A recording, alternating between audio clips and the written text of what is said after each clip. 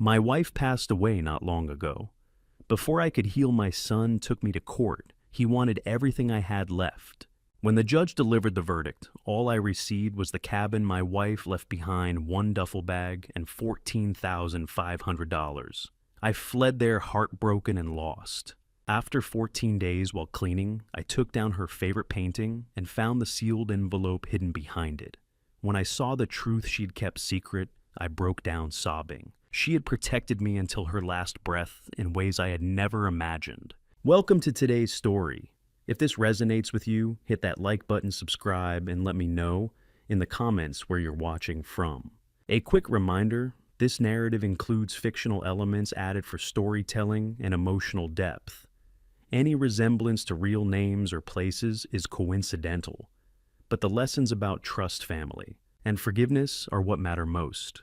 The road stopped being a road about 2 miles back. After that, it was gravel, then packed dirt, then something that might generously be called a path, 2 shallow ruts worn into the hillside by decades of the same tires making the same turns. Ray's old pickup complained the whole way up the headlights, cutting through the dark in 2 pale yellow cones that didn't reach far enough to be much comfort. I sat in the truck after I cut the engine, just sat there. Below the hillside, through the gaps in the tree line, I could see the faint silver of Harlow Lake catching what little moonlight was left. The water didn't move much. The trees didn't either. Everything up here had a way of going still at night, like the whole county had agreed to hold its breath until morning. I was 61 years old. I had 1 duffel bag in the back seat and a flashlight I'd bought at a gas station 40 miles south. That was the full accounting of what I had left. I got out of the truck. The cabin sat at the top of the rise, the way old stone houses do. Not dramatic, not picturesque, just there. Solid and gray and patient, the way things built to last tend to look after enough decades. Eleanor had loved that about it.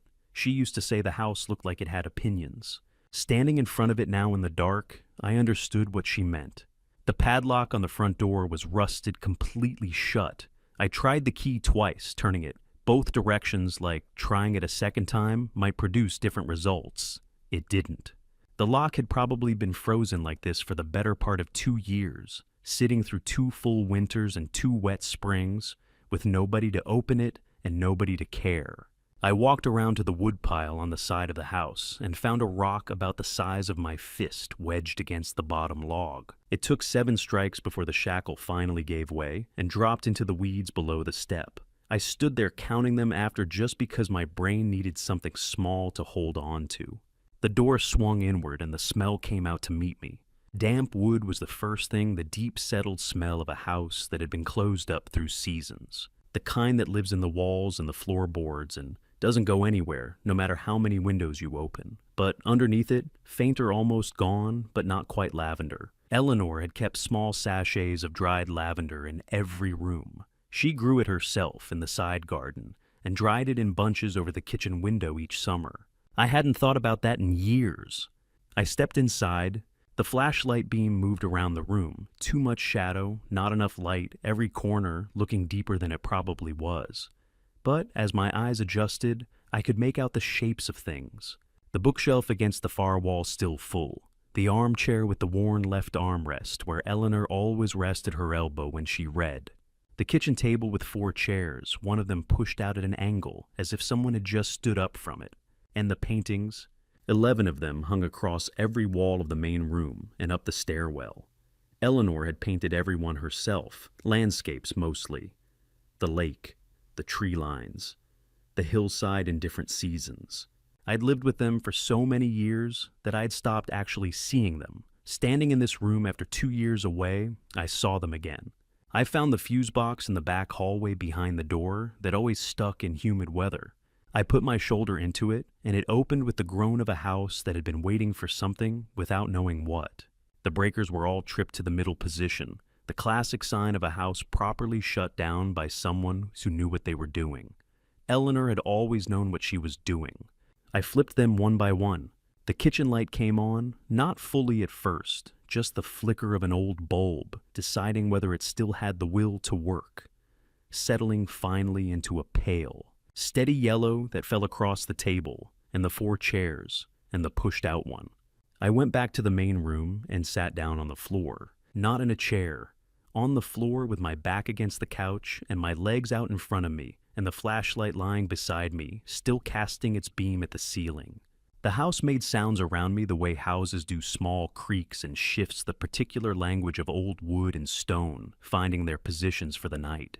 Something settled inside me too. Not the dramatic kind, not the kind you'd put in a movie. More like a sound you hear in the walls when the temperature drops, something releasing something, finding where it belongs. I noticed the cardigan when I finally got up. It was hanging on the hook beside the front door, the one Eleanor had put there years ago, specifically for coats and bags. Because she said people always needed somewhere to put things when they first walked in. A cream-colored cardigan with wooden buttons. I didn't recognize it at first. Then I did. I stood in front of it for a moment without touching it. Then I lifted the collar and held it close enough to be sure, and it was still there, faint, almost gone, but present enough that I had to set my hand flat against the wall to keep my balance. Lavender, and something warmer underneath it that I didn't have a word for. This was the only thing left, the only thing in the world that was still mine. I didn't know yet that she had left it to me on purpose. 3 weeks before I stood in that cabin looking at Eleanor's cardigan, I was sitting in a courtroom, watching my son's attorney explain to a judge why I deserved nothing. The room was smaller than I'd expected. Wood paneling on the walls, fluorescent lights overhead, the kind of carpet that exists only in government buildings, a gray-brown color that belongs to no particular decade. I sat at the respondent's table in the suit I had worn to Eleanor's service 14 months earlier.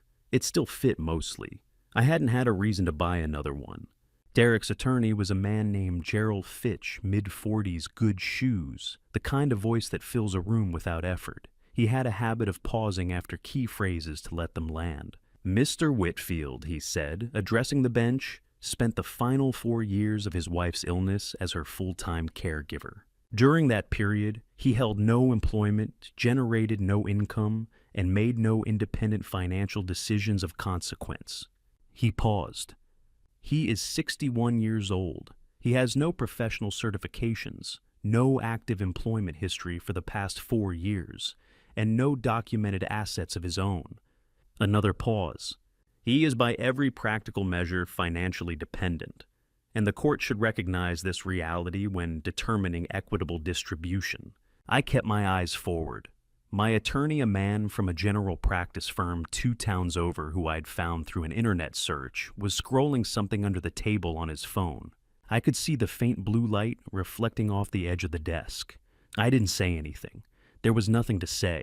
I looked instead at the window on the far wall. A strip of October sky, the color of old pewter. I had taught Derek to ride a bike on Clement Street 6 blocks from the house we'd lived in for 19 years. He was 7. He'd wanted to skip the training wheels entirely, which was a bad idea, but I'd let him try it his way first, because I knew he needed to find that out for himself. He fell 4 times. The 4th time he got up before I reached him. I thought about that a lot during the trial. I also thought about the February when he was 9 years old and ran a fever for 4 days straight. I slept on the floor of his bedroom, with a pillow from the hall closet waking every 2 hours to check on him. Eleanor brought soup. I read him the same chapter of the same book 3 nights in a row, because it was the only one he wanted. He was my son. That part hadn't changed. I wasn't sure what else to do with that fact, so I just held onto it and kept my eyes on the window. Carol took the stand near the end of the morning session. She wore a dark blouse and spoke carefully the way people do when they've thought about what they're going to say long before they're asked to say it. Her voice had the same warmth that always carried the kind of warmth that sounds genuine until you start listening to the specific words. "James is a good man," she said.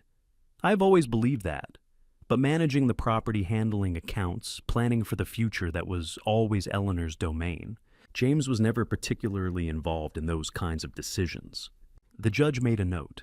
I didn't look at Carol directly. I looked at the table in front of me and listened to the words she chose and thought about how much thought had gone into choosing them.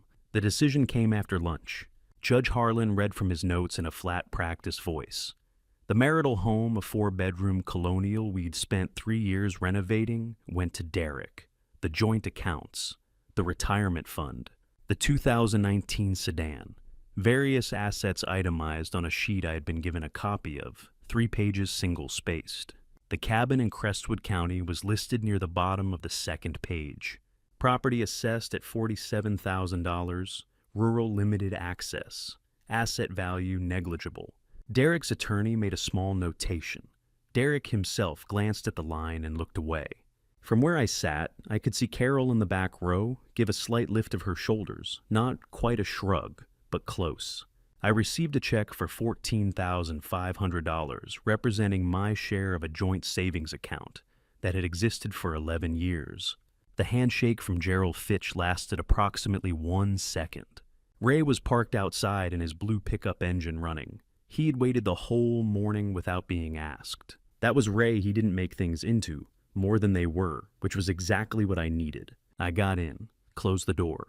Through the windshield, I watched Derek and Carol walk out of the courthouse together.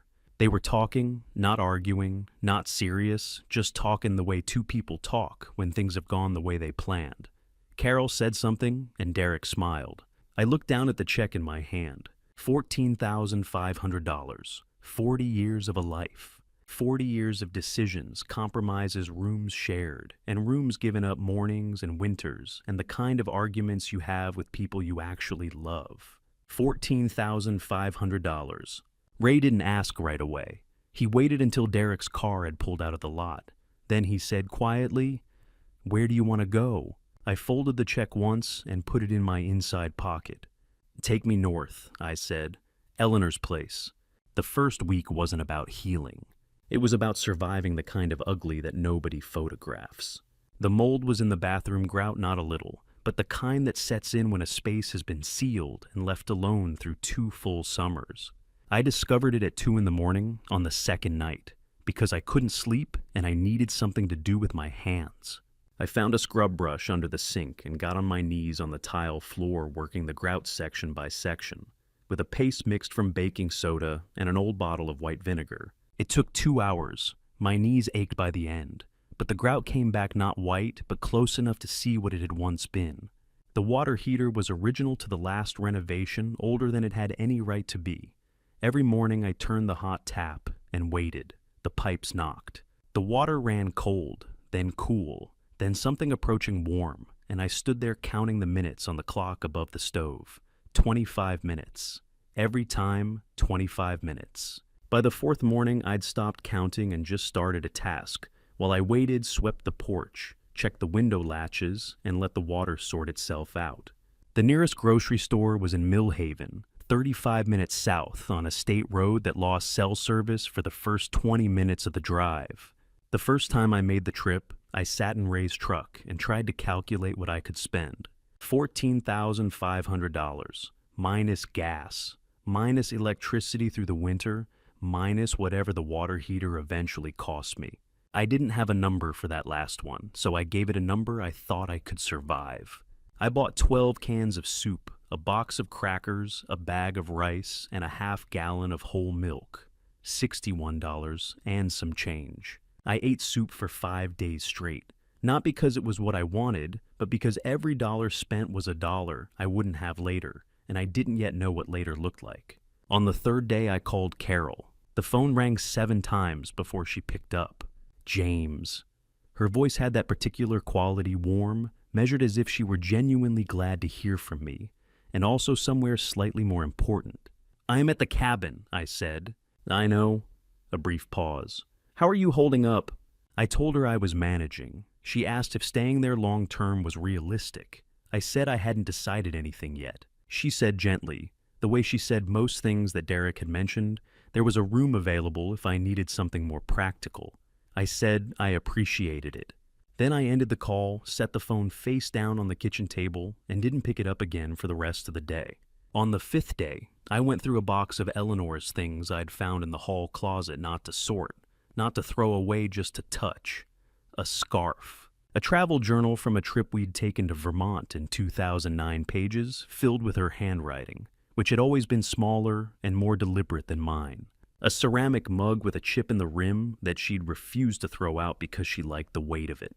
I put everything back exactly as I'd found it. The toolbox was under the kitchen sink, flat metal painted gray, the paint chipping at the edges. I opened it because the bathroom faucet had developed a drip I could hear from the hallway.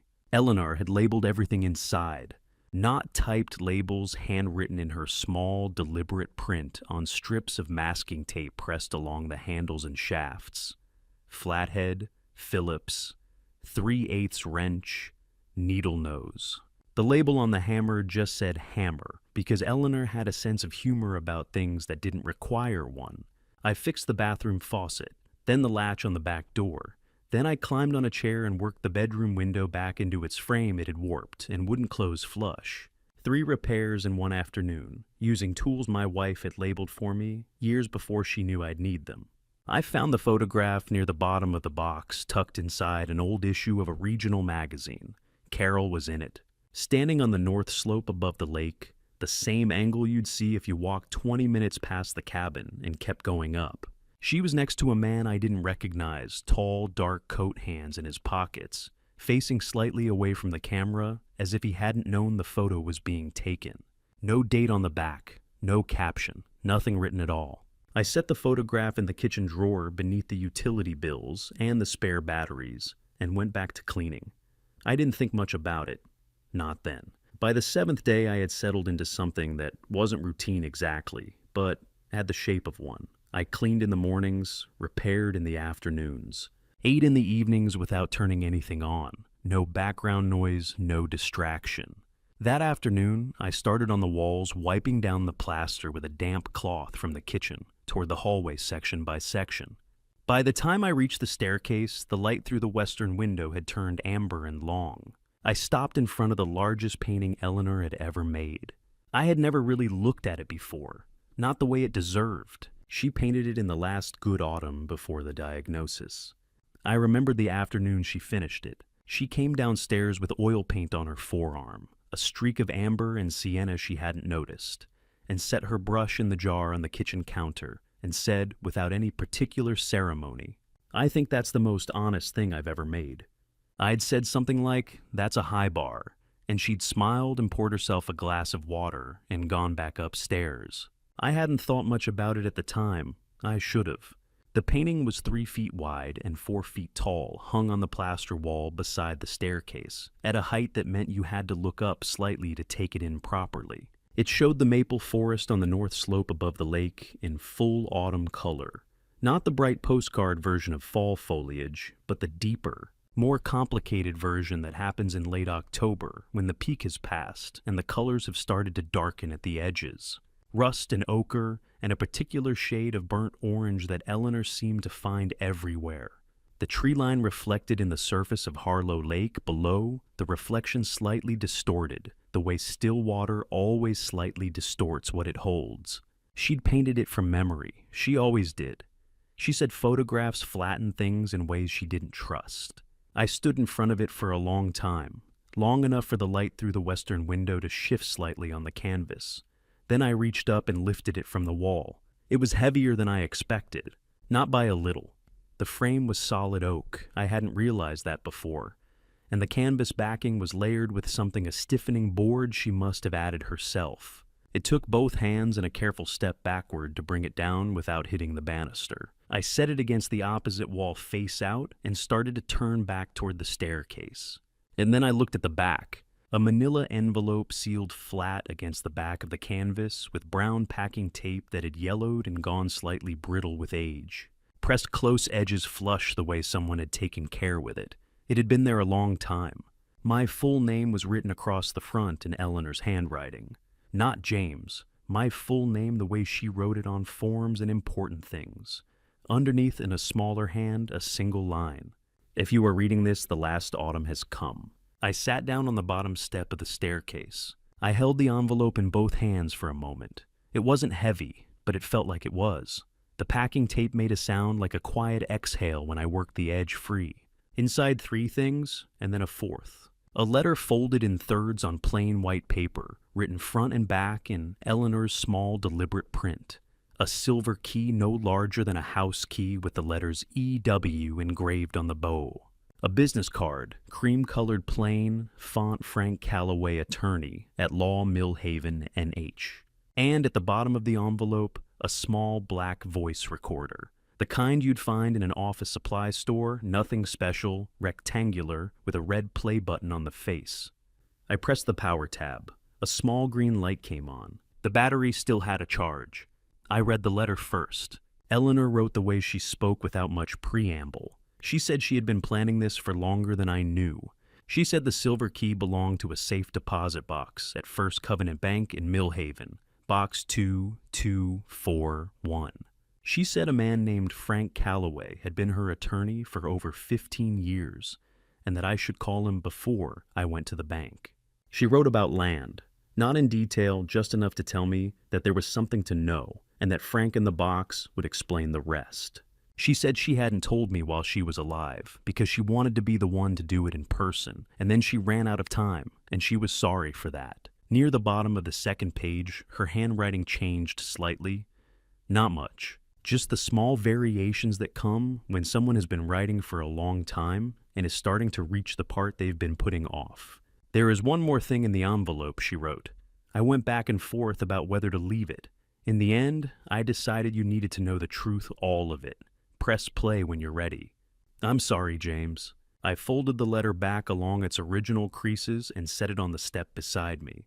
I held the recorder in my right hand. The green light still blinked. The red button was slightly recessed the way those buttons are so you don't press it by accident. I sat there for a while. The house was quiet in the way old houses are quiet at night, not silent, but still. The wind outside moved through the maple trees the way it always does in October, a long and unhurried sound, neither beginning nor ending anywhere in particular. I pressed play. His voice came through the small speaker, the way something does when you already know it, but have never let yourself believe it. The timestamp on the recorder read June 14th, 4 months before Eleanor was gone. There were sounds before the voice, a chair being pulled across a hard floor, the uneven scrape of wooden legs on tile, something set down on a surface hollow, and brief the way a glass sounds when it's nearly empty. Then a pause, the ambient hiss of a quiet room, and Derek's voice. He wasn't angry. That was the first thing I noticed.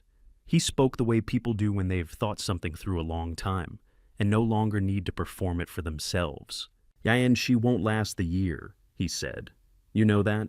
A pause. He never built anything. You did everything. The house, the accounts, the whole thing that was you, not him. And when you're gone, I'm going to take what's mine. The words came out evenly one after another, with the particular flatness of someone stating facts rather than arguments. He won't fight it. You know he won't. And even if he tries, he doesn't have anything to fight with. Then silence. Not the silence of someone who's finished speaking. The silence of someone else in the room who has chosen not to answer. Eleanor did not respond.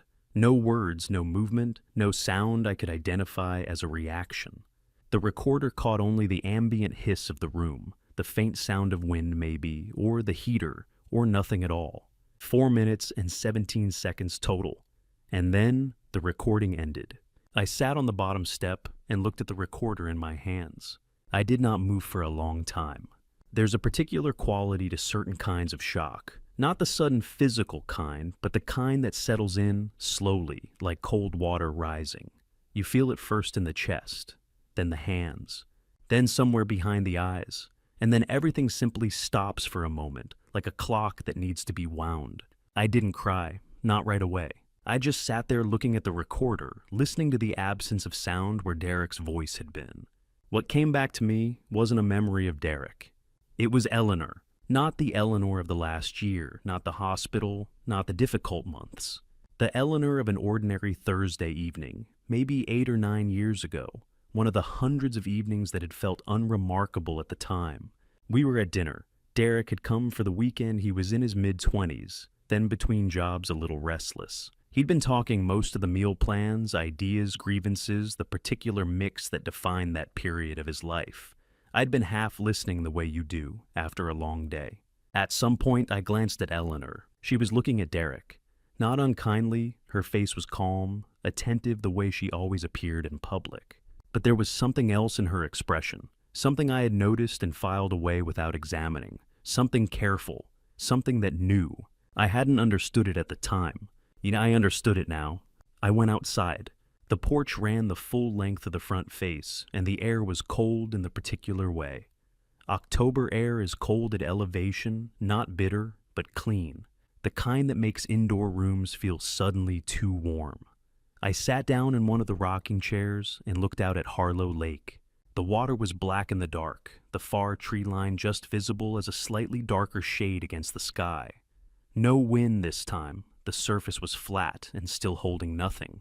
I held the recorder in one hand and just sat. I don't know how long I stayed out there. Long enough for the cold to work through my jacket. Long enough to stop listening for sounds and just let the quiet be what it was. At some point, something shifted. Not a decision exactly, more like an understanding arriving without announcement. Eleanor had not made that recording out of anger. She wasn't the kind of person who kept things as weapons that wasn't who she was, and I had known her long enough to know the difference between who she was and who she wasn't. She had made it because she knew. She had known what was coming.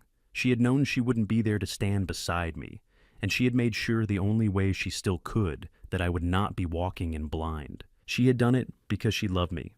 That was it. That was all of it. I went back inside when my hands had gone numb. That night, I lay in the bed we had shared for more years than I could count in the dark, and I held the silver key between my fingers. It was small and cold and solid in a way that seemed out of proportion to its size.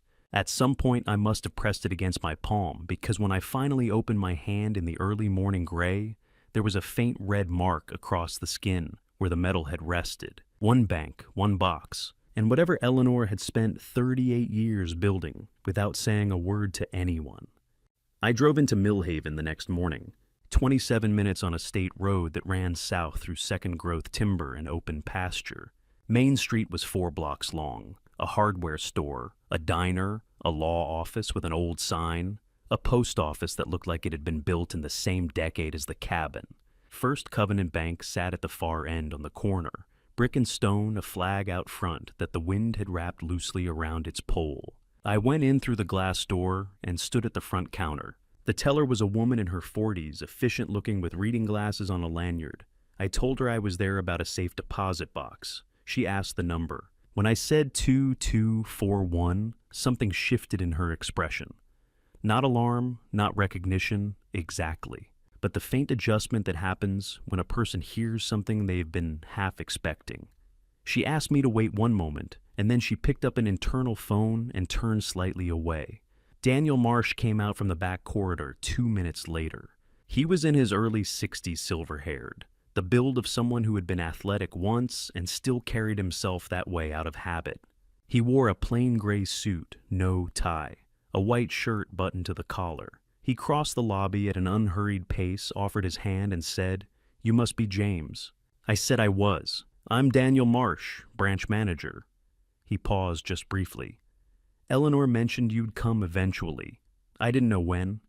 He said it the way someone says something they've had prepared for a while, not rehearsed, but considered. There was care in it, not the performed sympathy of someone who deals in condolences, but the precision of a man who understood that some things deserved accurate words. "But this way," he said. The safe deposit vault was in the lower level, down a short flight of stairs. Through a locked door Gerald opened with a key from his ring. The room was cool and fluorescent rows of metal boxes along both walls, the kind of space designed to feel permanent. Box 2241 was in the middle of the right wall. Larger than I'd expected, not the small personal box I'd imagined, but a full-size unit 12 inches wide, nearly 2 feet long. Daniel stood back and gave me the room to work. The silver key turned on the first try. Inside, a bound file folder, rubber-banded. A second envelope sealed with my name on the front, in the same handwriting I'd been living with for the past week. And a brown leather notebook, well-worn, the kind with a strap of elastic cord threaded around the cover to hold it closed. I set them on the small table provided against the wall and opened the file folder first. 7 documents. Each one was a deed formal county, stamped the kind of legal record that doesn't look like much until you understand what you're holding. Each one described a different parcel of land in Crestwood County. Each one listed Eleanor Whitfield as the acquiring party. I went through them slowly. The parcels ran in a rough arc around Harlow Lake, north face, south, ridge, east, inlet, a section of the western timber slope I recognized from years of walking it. Together, they formed something I was only beginning to understand the shape of. I found the assessment summary at the back of the folder, a single sheet issued by the county assessor's office dated the previous spring.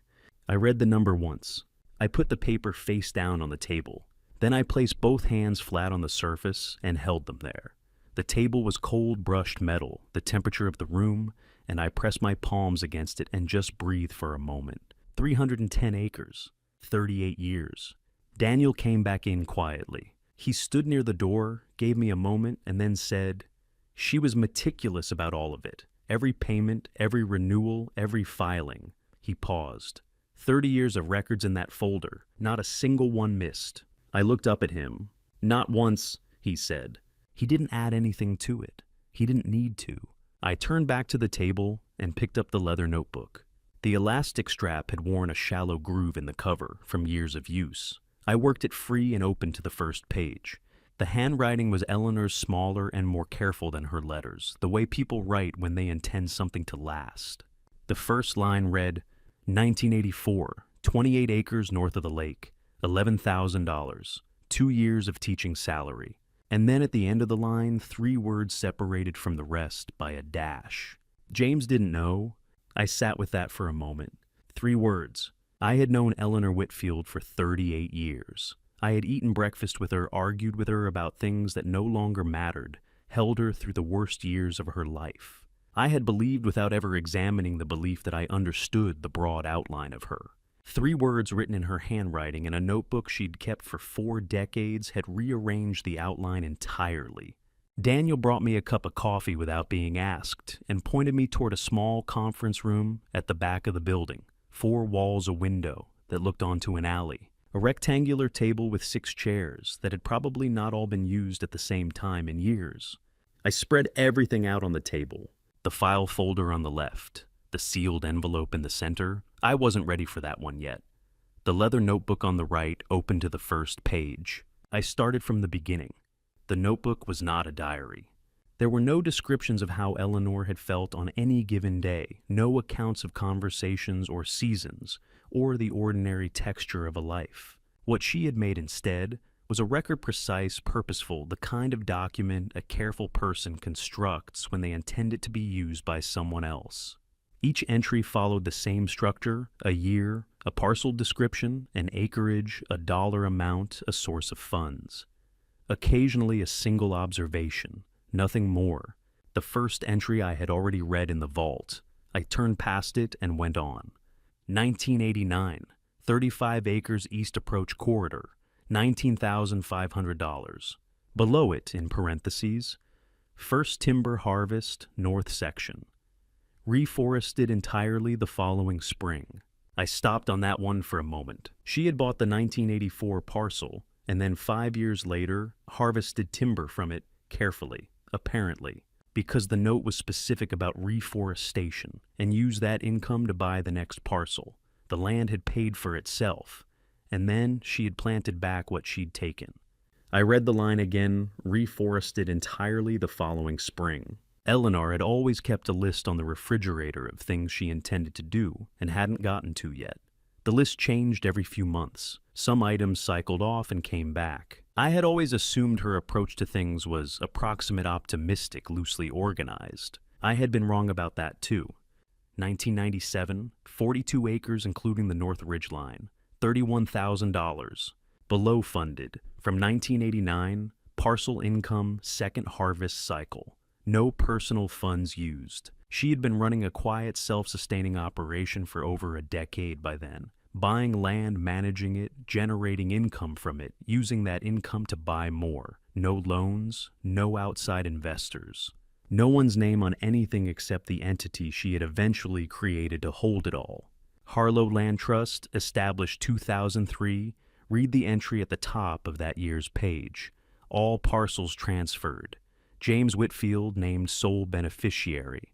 Below that, a single sentence. He will not understand why I didn't tell him. I hope eventually he will. I set the notebook down for a moment and looked at the window. The alley outside was narrow and quiet.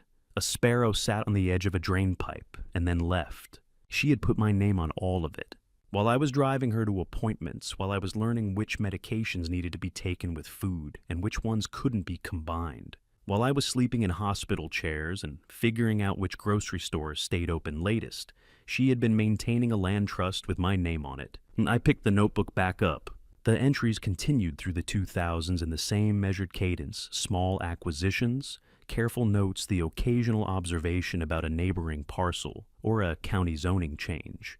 Nothing dramatic. The work of someone who was paying close attention over a very long time. The last entry with a transaction was from 2014. After that, the pages contained only notes, assessments she had requested, correspondence she had summarized in a few lines. A clipping from a county planning newsletter, folded and tucked inside the back cover, about proposed development interests near Harlow Lake. And then near the back of the notebook, a page dated 2019. The handwriting on this page was slightly different. Not worse, just more deliberate, as if she had thought carefully before putting each word down. Derek came by today asking about the land. He had numbers with him, projections. He spoke about it the way people speak about things they've already decided belong to them. A line break, then. He thinks I don't understand what he's doing. I understand exactly. Another break. James will need this more than Derek deserves it. And below that, in smaller letters, a second note that appeared to have been added. Later, the ink slightly different, the hand a degree more careful. If he reaches the land before James does, Maggie will know what to do. I read that line twice. Maggie. I didn't know a Maggie. Not in Millhaven, not in Crestwood County, not anywhere in the geography of Eleanor's life that I was aware of. But Eleanor had written the name as if it required no introduction, as if whoever Maggie was, she had already been told, as if the arrangement had already been made. I closed the notebook and held it in both hands for a moment. Then I set it on top of the file folder, gathered everything carefully into the canvas bag Daniel had provided, and went to find him to say goodbye. He walked me to the door. "Take whatever time you need," he said. "The box stays as long as you want it." I thanked him and drove back north. That evening, I made something that wasn't canned soup for the first time: pasta, from a box I'd found in the back of the pantry, with olive oil and salt. I ate at the kitchen table without turning anything on. Afterward, I sat in the armchair by the front window and read through the file folder once more slowly, until I had the shape of it clearly in my mind. That night I slept better than I had in weeks. The next morning, Carol called. She called while I was still in the kitchen. I had been standing at the counter with a second cup of coffee, looking out the window at the frost on the grass, the first real frost of the season, thin and white, covering the ground between the cabin and the tree line. The phone rang and I picked it up without checking the screen. "James," Carol's voice, warm, unhurried the way it always was. "I've been thinking about you. How are you holding up out there?" I told her I was fine. "Derek's been worried," she said. "We both have. It's a long way out and winter's coming on." A brief pause.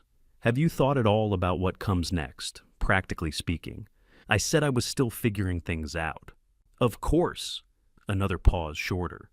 "There is one thing, and I want to be straightforward with you about this, James, because I think you deserve that." Her voice stayed warm. It always stayed warm. Derek's accountant raised a concern about the farm. The way it's currently titled, with the estate still unsettled, there could be tax complications down the line. Nothing catastrophic, but the kind of thing that gets messier if it's left. I waited. If you were willing to sign a straightforward transfer just to simplify the title, it would take that off the table. Derek would handle all the paperwork. You wouldn't need to do anything except sign. "I'm not going to do that," I said. A brief silence. Then, "I understand. I just wanted to raise it while there was still time to handle it cleanly." Her tone hadn't changed, not by a degree. "No pressure at all, James. I just want what's best for everyone." I said I appreciated it. Then I ended the call and set the phone face up on the kitchen table. I stood at the window for another minute watching the frost. Then I thought about the photograph. I went to the kitchen drawer and found it where I had left it 2 weeks earlier, tucked under the utility bills and the spare batteries. I pulled it out and carried it to the table, where the morning light was better. I had looked at it before, but quickly, the way you look at something when you're not yet sure it matters. Now, I looked at it properly. Carol was on the left side of the frame, standing on the north hillside above the lake. She was wearing a jacket I recognized, a light tan field jacket she had had for years, the kind with the flap pockets on the chest. She was turned slightly to the right, one arm extended, pointing towards something in the middle distance. The gesture was specific, not the vague wave of someone indicating a general direction, but the deliberate point of someone identifying a particular location. The man beside her was tall, wearing a dark coat. Carrying what I could now see clearly was a folded survey map, the kind with topographic lines, the kind you get from a county land office. He was holding it open with both hands, looking in the direction Carol was pointing. I did not recognize him, but I recognized the hillside. It was the north slope above Harlow Lake, the same slope that appeared in Eleanor's notebook as the location of the 1984 purchase, the same slope that formed the northern boundary of the Harlow Land Trust. I sat down at the table and thought back. Carol had first asked me about the cabin the previous spring, casually over the phone, in the middle of a conversation about something else. She'd mentioned that property values in rural counties were rising, and asked if I'd ever thought about what the place was actually worth. I had said something vague and changed the subject, because it was Eleanor's place, and the question had felt strange to me, though I hadn't examined why. She had asked again at Eleanor's service. Gently, briefly, she was good at briefly. Whether I planned to keep it, whether there was any sentimental attachment that would make it difficult to let go. I had not counted the times before today.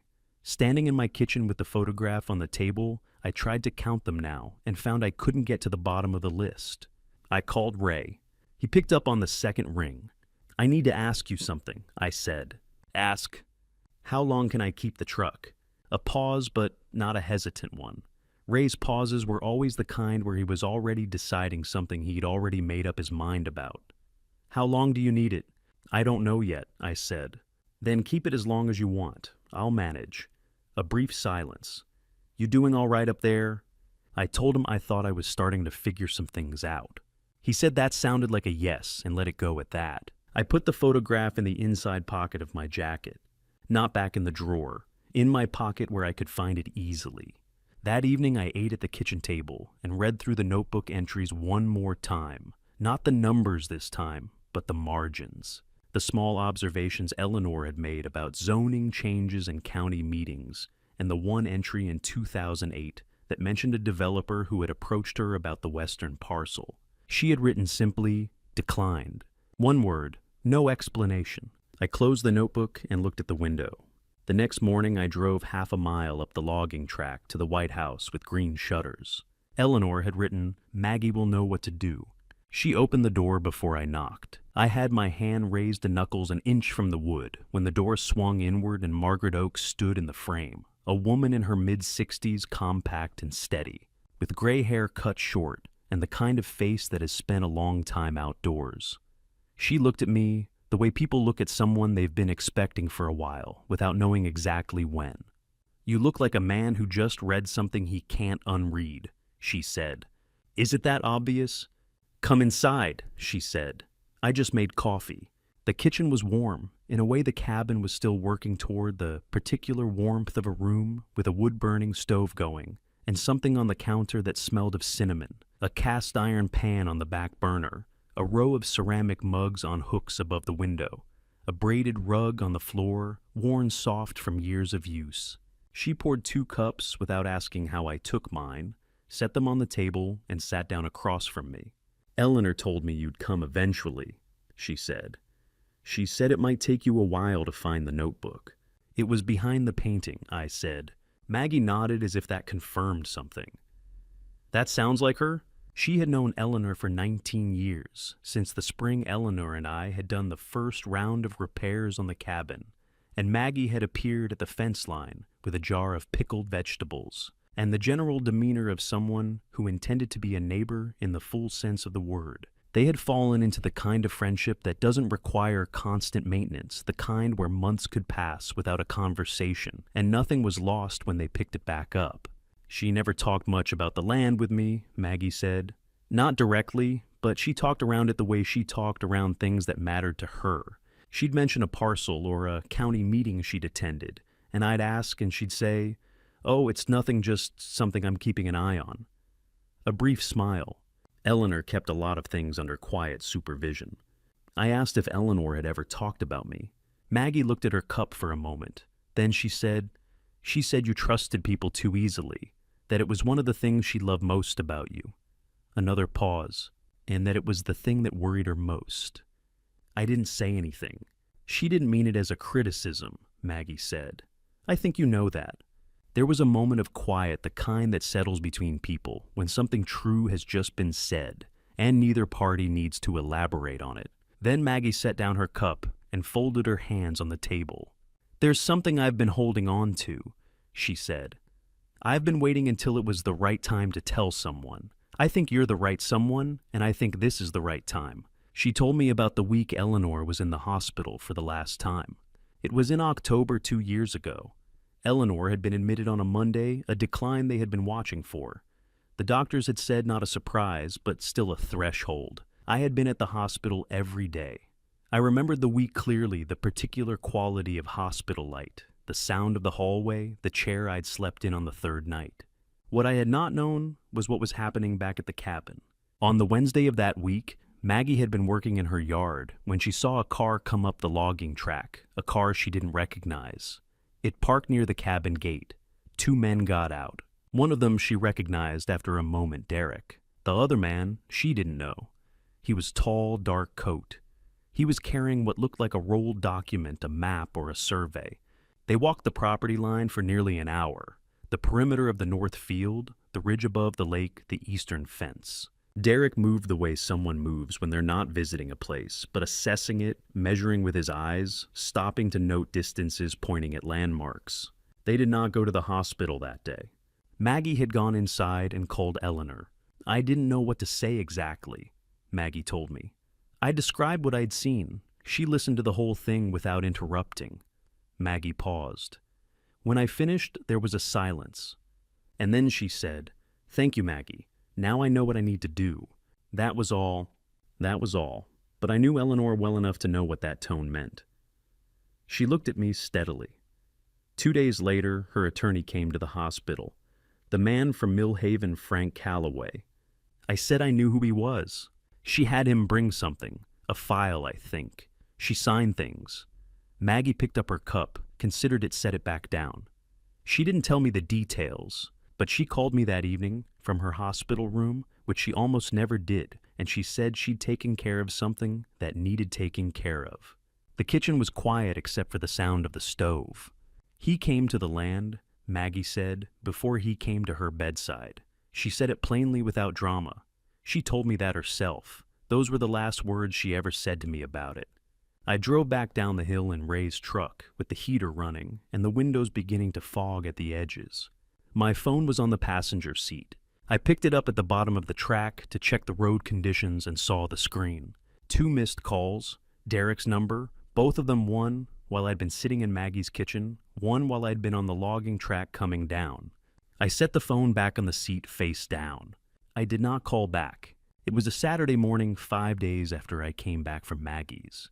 He didn't call ahead. Of course he didn't. I heard the vehicle before I saw it, tires on gravel, the particular sound of something heavier than Ray's truck coming up the track at a pace that wasn't hurrying, but wasn't being careful either. I was on the porch with a cup of coffee when the silver pickup came around the bend in the tree line and parked at the gate.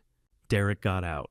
He was dressed down from the last time I'd seen him. No blazer, just dark jeans and a gray canvas jacket, the kind of deliberate casual that still looks like it was considered. He walked up the path with his hands in his pockets and a particular set to his shoulders that I recognized. It was the posture of someone who had decided how a conversation was going to go before it started. "Dad." He stopped at the base of the porch steps. "You look better than I expected.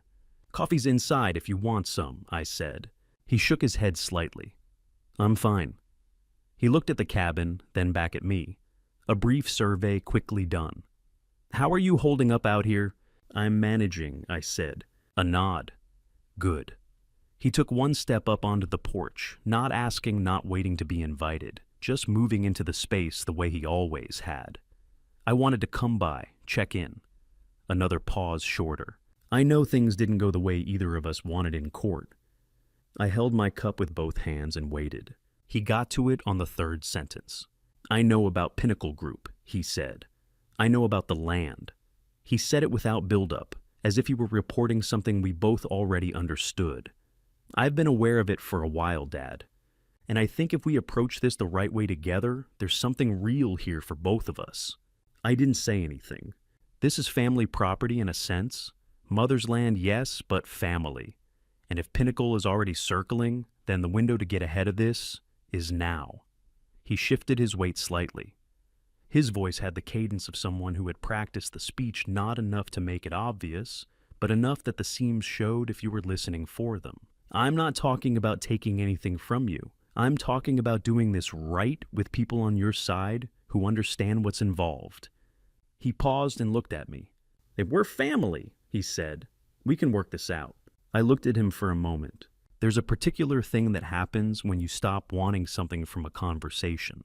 The other person keeps moving toward where they thought you were standing, and you've already stepped aside, and there's a brief moment where you can see everything clearly before they notice. I know about the maps, Derek, I said. He didn't move. I know about the week your mother was in the hospital, the last time. I set my cup down on the porch railing slowly. I know you came up here. I know you walked the property line. I know what you were carrying. Something shifted in his face, a tightening around the jaw, a brief stillness in the eyes. He recovered quickly the way someone does when they've trained themselves to recover quickly.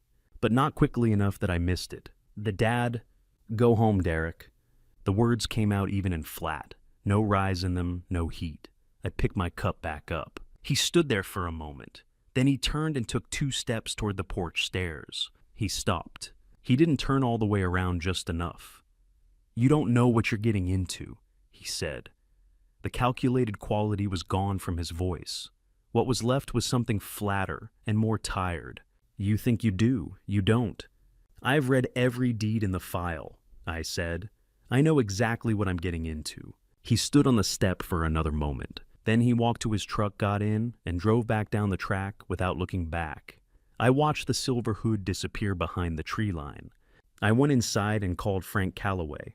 He picked up on the second ring. It started, I said. There was a brief pause on his end, not surprised, just the pause of a man who keeps his reactions to himself until he's ready for them. I know, he said. His attorney called me this morning. I stood in the kitchen and looked at the window. The frost from earlier in the week had gone. The grass between the cabin and the tree line was flat and dull in the mid-morning light, the color of something waiting for winter to decide what came next. What did they say? I asked. Nothing specific yet. They're feeling out the situation. Another pause.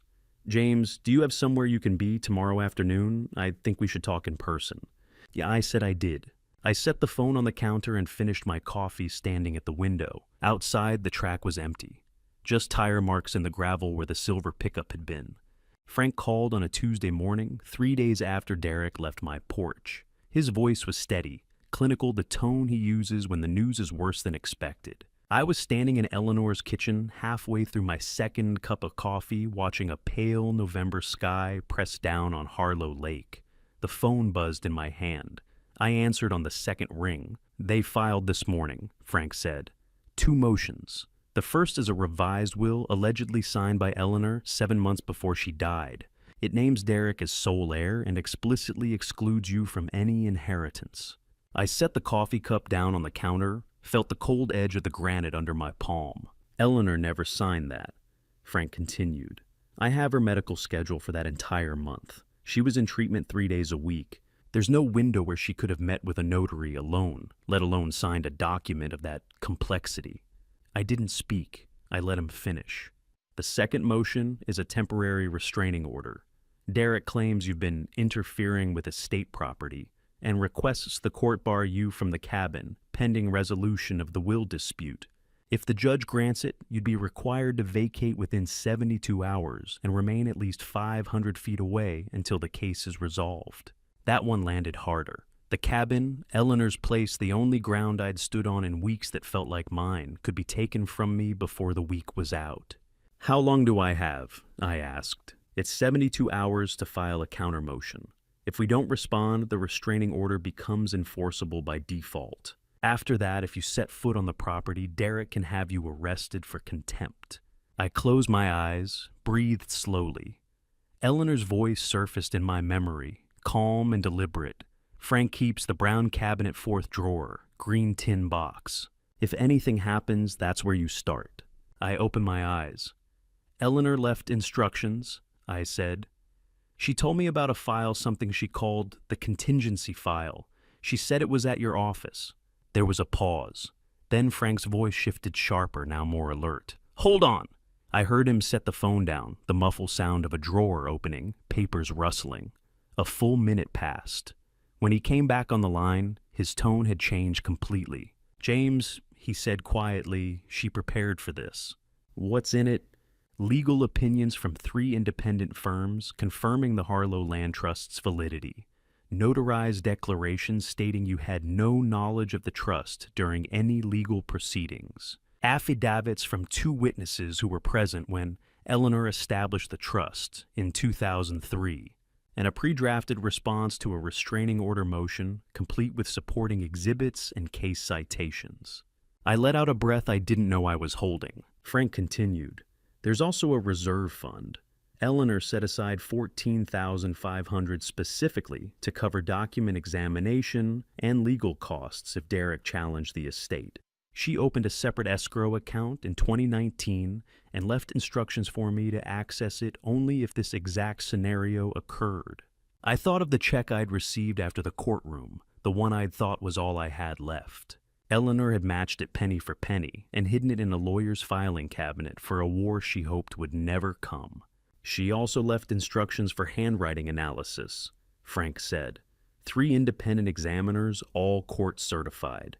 The fund covers their fees in full. We'll need 3 to 4 weeks for a complete report, but if the signature on Derek's will is forged, and I believe it is, they'll prove it beyond any reasonable doubt. And the restraining order, we file tonight. I'll submit Eleanor's pre-drafted response along with the notarized declarations and witness affidavits. The judge will see that you had no knowledge of the trust, no financial motive to interfere with the estate, and that Derek's motion is retaliatory. I turned from the window, looked at Eleanor's desk in the next room. She'd sat there for decades, writing in ledgers, filing deeds, preparing for a war she hoped would never come. And when it did come, she'd already won half the battles before the first shot was fired. Frank, I said slowly, what's Derek's real strategy here? Delay. He doesn't need to win the will contest. He just needs to freeze everything long enough to wear you down. If he can keep you tied up in court for 6 months a year, burning through savings, he's betting you'll settle, walk away. I was quiet for a long moment thinking of Derek on the porch 3 days ago. He had come to measure the distance between us to see how much fight I had left. He'd miscalculated. File everything, I said, tonight. Understood. I'll call you tomorrow morning with confirmation. In the meantime, stay at the cabin. Don't leave. Don't give Derek any excuse to claim you've abandoned the property. I'm not going anywhere, I said. I hung up. The restraining order sat between me and Eleanor's house, like a wall I couldn't see yet. But Eleanor had built a door through it years ago, and left the key in a filing cabinet I'd never opened. I stood on the porch looking out over the lake. Somewhere out there, Derek was waiting for me to break to leave, to let him have what he thought was his. But Eleanor had been waiting longer. I went back inside. There was work to do. That afternoon, I went into Eleanor's study. The room was small, tucked into the northeast corner of the cabin, where morning light came in, low and soft. She'd painted here on winter afternoons, when the porch was too cold, her easel angled toward the single window that looked out over the ridgeline. The air still smelled faintly of linseed oil and old wood, the kind of smell that doesn't fade even after someone's been gone for months. Her desk was oak-heavy, older than our marriage. 4 drawers on the left side, each one deeper than the last. I'd opened them 100 times over the years, tax forms, old bills, receipts she kept for reasons I never questioned. But I'd never pulled the 4th drawer all the way out. I did now. Behind a stack of manila folders marked Property Tax 2018 to 2021 sat a small green tin box about the size of a hardcover book. It had a brass clasp on the front locked. Taped to the underside of the drawer in a sealed envelope was a single brass key. I peeled the tape carefully open the envelope. The key was warm in my hand. I carried the tin box to Eleanor's desk, set it down under the window, and unlocked it. Inside were layers of documents, each one separated by a thin sheet of wax paper to keep the pages from sticking together. The first thing I saw was a bound legal report stamped with a New York law firm seal and dated September 2019. The title read, "Opinion on the Validity and Enforceability of the Harlow Land Trust." I skimmed the summary page. The conclusion was clear: the trust was legally sound, fully enforceable, and could not be contested on grounds of undue influence or lack of testamentary capacity. Beneath it was a second report from a Boston trust law specialist dated March 2020, reaching the same conclusion. A third report from a Millhaven attorney I didn't recognize was dated June 2021. Eleanor had paid 3 separate firms to confirm what she already knew. Beneath the legal opinions was a single-page affidavit signed and notarized in October 2022, years before Eleanor died. It read, "I, Eleanor Rose Whitfield, declare under penalty of perjury that my husband James Arthur Whitfield has had no knowledge of the Harlow Land Trust, its contents, or its beneficiary designation at any point during our marriage or during any legal proceedings involving our son, Derek Whitfield. This declaration is made to protect James from allegations of conspiracy, fraud, or collusion." Her signature sat at the bottom, small and deliberate. I read it twice. She'd known Derek would accuse me. She'd known, and she'd written this to stop him before he could. The next layer was thicker. 23 pages of Eleanor's notarized signatures collected over 18 years. Each one was dated, witnessed sealed. Some were from land purchases, others from trust amendments. A few were from medical consent forms during her treatment. I understood immediately. If someone tried to forge Eleanor's signature on a fake will, these pages would prove it. Any handwriting expert could compare them line by line, loop by loop, and show the forgery for what it was. She'd built an unbreakable chain of authenticity, one signature at a time. Beneath the signatures was a letter, 3 pages handwritten, dated October 14th, 2020. Her handwriting was steady here. This was before the tremor started, before the treatments wore her down. The letter began, "James, if you are reading this, then the last autumn has come, and I am not there to see it with you. I did not tell you about the land because I did not want you to carry the weight of it while I was alive. I did not want Derek to see you as an obstacle. I did not want our home to become a courtroom before it had to." She went on to explain how she'd bought the first parcel in 1984 with money she'd saved from teaching, how she'd funded each purchase by selling timber from the prior parcel and reinvesting the profit, never using our savings, never using my income. Over 38 years, she'd bought 310 acres piece by piece around Harlow Lake. She'd placed everything in a trust and named me as sole beneficiary because, as she wrote, "I trust you to protect it." She knew Derek, she loved him, but she also knew what he would try to do. And she knew I would not fight him unless she gave me the tools to win without cruelty. "This box contains those tools," she wrote. "I hope you never need them. I hope Derek comes to you with open hands and an honest heart. But if he does not, if he tries to take what is not his or to destroy what I built, then you must not let him. Not because you owe me, but because the land deserves better. I love you, James. I always have. Eleanor." I folded the letter carefully, slid it back into its sleeve. My hands were steady. My chest was not. At the bottom of the tin box, rolled and bound with a rubber band, was a hand-drawn map. I spread it across Eleanor's desk. It showed Harlow Lake from above every ridgeline, every inlet, every access road. 38 parcels were outlined in pencil, each one labeled with a year and an acreage figure. 1984, 28 acres North Shore. 1989, 35 acres East Corridor. 1997, 42 acres Ridgeline. 2003, 18 acres Southern Access. On and on, year after year, until the lake was surrounded. In the top corner in Eleanor's handwriting, she'd written 310 acres, 38 years, for James. I pinned the map to the wall above her desk, where her paintings used to hang. Then I sat down, picked up the phone, and called Frank. "Everything's here," I said. "Good," Frank replied. "Then we file the countermotion tonight, and James." "Yeah, 3 weeks. That's how long it'll take for the handwriting analysis. After that, we'll know for certain whether Derek forged that will." I looked at the map on the wall at the 38 years Eleanor had spent building something I never knew existed. 3 weeks, I repeated. 3 weeks, Frank said. I hung up. The countdown had begun. 3 weeks is a long time when you're sitting on something you can't touch. I learned to fill the hours. The easiest thing I found was Eleanor's easel. It had been folded flat and stored in the hall closet since before I'd arrived. I'd moved it twice without thinking much about it. On the 4th day of waiting, I unfolded it on the porch and set up a canvas I found in the closet's upper shelf, still in its plastic wrapping. Eleanor kept a wooden box of oils on the shelf below the paintings. I opened it, found the brushes in reasonable condition, and set up the way I imagined she used to. Then I stood in front of the canvas and discovered I had no idea what I was doing. The first attempt at the lake looked like what would happen if you described a lake to someone who had never seen water. The trees along the far bank came out rounded and oversized, more like heads of broccoli than anything that grows in New Hampshire. The color of the water was wrong, in a way I couldn't explain, too blue in the middle and too dark at the edges, like something from a travel poster for a place that doesn't exist. I looked at it for a long time, then I set down the brush and went inside and made coffee and came back out and looked at it again. I kept it. I painted every day after that.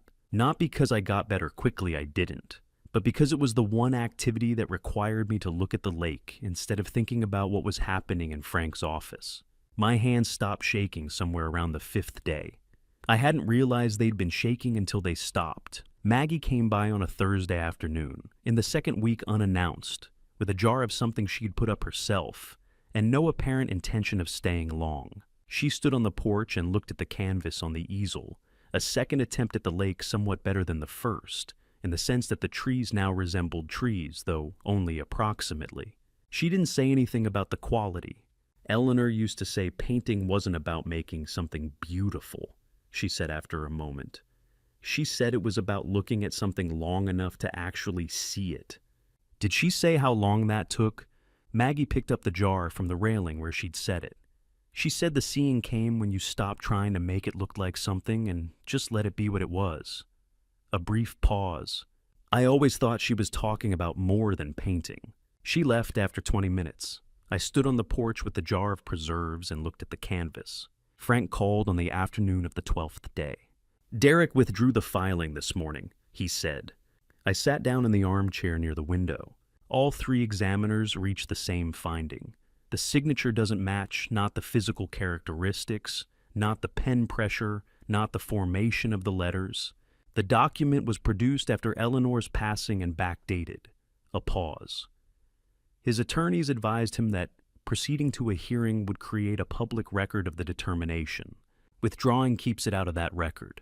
But the determination still exists, I said.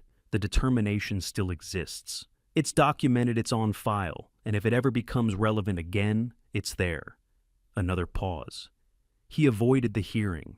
He didn't erase what happened. I looked at the window, outside the porch railing. Beyond it, the lake. "What about Pinnacle?" I said. Frank's tone shifted slightly the way it did when he was moving from one kind of information to another.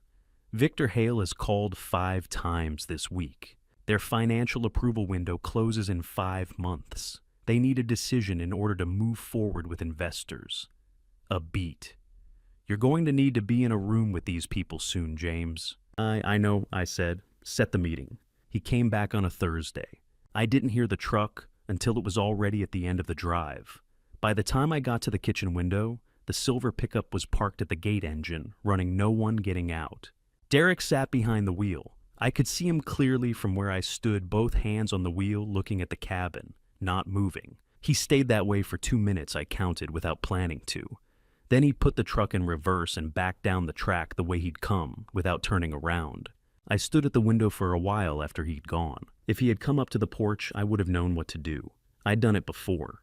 But this, the engine idling at the gate, the long look at the house. The deliberate decision not to approach was something different. It was the behavior of a person who was calculating rather than acting, who was waiting for something or deciding on something or both. I went back to the easel. Frank called again that evening. "Before you walk into that room," he said, "there's a name you need to know." A pause. "Someone made first contact with Pinnacle Group 7 years ago, before Eleanor passed, before any of the legal proceedings started." His voice was careful. "You need to see this in writing. I'm sending it over tonight." I looked at the map on the study wall. "Oh," I said. "Come to the office tomorrow," Frank said. "You should see it yourself." On the 12th day of waiting, I drove to Frank's office in Millhaven. He had the papers laid out on the table before I sat down, 3 neat stacks organized the way Frank organized things he considered important. No preamble. He gestured to the chair across from him and let me look. "Start with the top of the left stack," he said. The documents were internal records from Pinnacle Group correspondence meeting, summaries of contact log going back 7 years. Frank had received them through a legal disclosure request, the kind that takes weeks and produces boxes of material that mostly turns out to be irrelevant. This had not been irrelevant. I worked through the pages slowly. The language was corporate and impersonal, the kind that reduces everything to project names and contact categories and acquisition timelines. I had to read a few pages before I understood what I was looking at. The Harlow Lake project, not named that, but described in terms I recognized, had first appeared in Pinnacle's internal records in the spring of 2017. That was the initial contact date. The project had been flagged as a long-term acquisition target with significant development potential, a private lake, substantial acreage, and a low-density county, minimal existing infrastructure. Whoever had brought it to Pinnacle's attention had described it with a level of specificity that suggested first-hand knowledge of the property. I turned to the contact log. Under Initial Contact Regional Liaison, a name. Carol Merritt, Regional Land Consultant. Initial Contact, March 2017. I set the page down. Frank didn't say anything. He let me work through it. Carol had approached Pinnacle Group 7 years ago, in the spring of 2017, when Eleanor was still alive, when our marriage was still intact. When I was still driving Eleanor to appointments and managing her medication schedule and believing that the most complicated thing in my life was watching the person I loved become someone who needed more help than she wanted to ask for. While that was happening, Carol Merritt had been in contact with a major development group about a piece of land she didn't own and had no claim to. She didn't know about the trust, Frank said, reading the question before I asked it. Nothing in any of this indicates she was aware the land was held by the Harlow Land Trust. She assumed it was in Eleanor's name personally, that it would pass through the estate to Derek as a straightforward inheritance. She thought Derek would inherit it outright, I said, and that with the right legal pressure you'd be left with nothing to contest it with. A pause. She wasn't wrong about the logic, she just didn't know about Eleanor. He let that land. Then she didn't leave the marriage because it was over James. She left because she needed Derek to be the only heir. I reached into my jacket pocket and took out the photograph. I had been carrying it since the day I'd looked at it again in the kitchen, since the morning I'd recognized the hillside and understood the gesture Carol was making in it. I set it on the table in front of Frank. He looked at it for a moment without touching it. Then he leaned forward slightly. "The man with the map," I said. Frank looked up. "That's Victor Hale." A pause. 7 years ago by the look of it. I had known by that point what the photograph most likely meant. Having Frank confirm it was different from knowing. It closed something off a small remaining space where an alternative explanation might have existed. I sat back in the chair. The silence lasted a while. Frank didn't try to fill it. I thought about the years of questions. Carol at Eleanor's service asking whether I planned to keep the farm. Carol on the phone the previous spring, mentioning that rural property values were rising. Carol over dinners and phone calls across how many years I tried to count back. At least 8, Frank had said, but the questions had probably started before she made the first call to Pinnacle. She had been gathering information the way you gather it when you're building towards something, gently. One question at a time. Nothing that would raise concern on its own. How long had she known what this land was worth? I asked. At least 8 years, Frank said. based on what's in here." He gestured to the papers. "Probably longer." The level of detail in her initial contact with Pinnacle wasn't guesswork. She had done her research. I thought about Derek. Not the Derek who had stood on my porch with a practice speech about family and cooperation. The Derek before that. The Derek who had grown up watching his mother approach the world as a series of assets and liabilities, of positions and advantages, of things that belonged to someone and could therefore be acquired. Carol hadn't simply used Derek for this. She had spent years teaching him to see things the way she saw them, to look at a property and calculate its value rather than its meaning, to look at a family arrangement and identify its weaknesses. What Derek had become, he had not become on his own. That didn't change what he'd done, but it added something to my understanding of it. I thanked Frank and drove back north in the dark. The road ran through timber and open pasture, the way it always did, the same way it would tomorrow. The headlights picked out the lane markings and the tree line, and nothing else. I thought about two women who had both known for years exactly what they were doing. One had spent those years building something and making sure it would hold. The other had spent them working out how to take it apart. The difference between them was not a small thing. It was everything. I spent 4 days preparing, not rehearsing what I would say, understanding what I was walking into.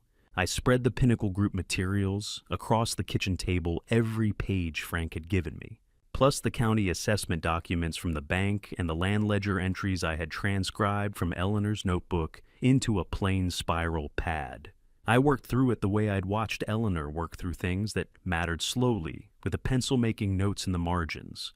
The project, as Pinnacle had designed it, was substantial. A destination resort on the eastern shore of Harlow Lake. Luxury accommodations. A private marina, a golf course running along the southern Ridge Lakefront villa, units staggered up the hillside. Total projected investment, $180 million. Projected completed value, $480 million. The kind of numbers that don't belong in a county with 4 blocks of Main Street and a post office that looked like it was built in the 1880s. I spent a full afternoon on the site maps. The resort required lake frontage on 3 sides. It required road access through the eastern corridor. It required the northern ridge for the golf course elevation and the visual buffer from county roads. Pinnacle had designed the project around land that was in every meaningful sense mine. Without the eastern shore parcels, no marina, no villa access. Without the northern ridge, no golf course, no elevation design. Without the access corridor running east from the county road, no construction access, no utility right-of-way, no viable ingress for guests. They needed all of it. They had designed the whole project assuming they would eventually get it. Eleanor had known that too. She had written Declined in 2008 when someone else had come asking, and she had continued acquiring parcels for another 6 years after that. On the 3rd evening, I stood in the doorway of the study and looked at the map on the wall. I had looked at it a dozen times since I'd put it up, but always as a record, a proof of what Eleanor had done. This time, I looked at it differently. 310 acres, 7 parcels, 41 years in terms of what she'd held the longest. Every boundary she had drawn ran along a line that mattered. The eastern shore, the northern ridge, the access corridor. She had not bought land randomly or opportunistically. She had bought the land that would be necessary, the pieces without which a development of this scale could not exist. She had understood what this land was before anyone else did. I thought about something she had said once, not written in the notebook, but said years ago, sitting at the kitchen table in the house we'd shared for 19 years. I couldn't remember the exact context. Something about a neighbor dispute over a fence line. Land is power, she had said, but the power isn't in selling it. It's in deciding who gets to use it and for how long. I had agreed at the time, and then forgotten it, the way you forget things that don't yet apply to you. Standing in the doorway of her study, looking at 38 years of careful decisions on the wall, I understood what she had been telling me. I settled on the terms in my mind sometime during the 4th evening. Not a sale, 60 years leased. Annual payment plus a percentage of gross revenue. Frank would handle the exact figures, but the structure was clear to me. The land would come back, or it would come back to whoever came after me, which was the same principle. And one clause that was not open to discussion. Ellie's Grove.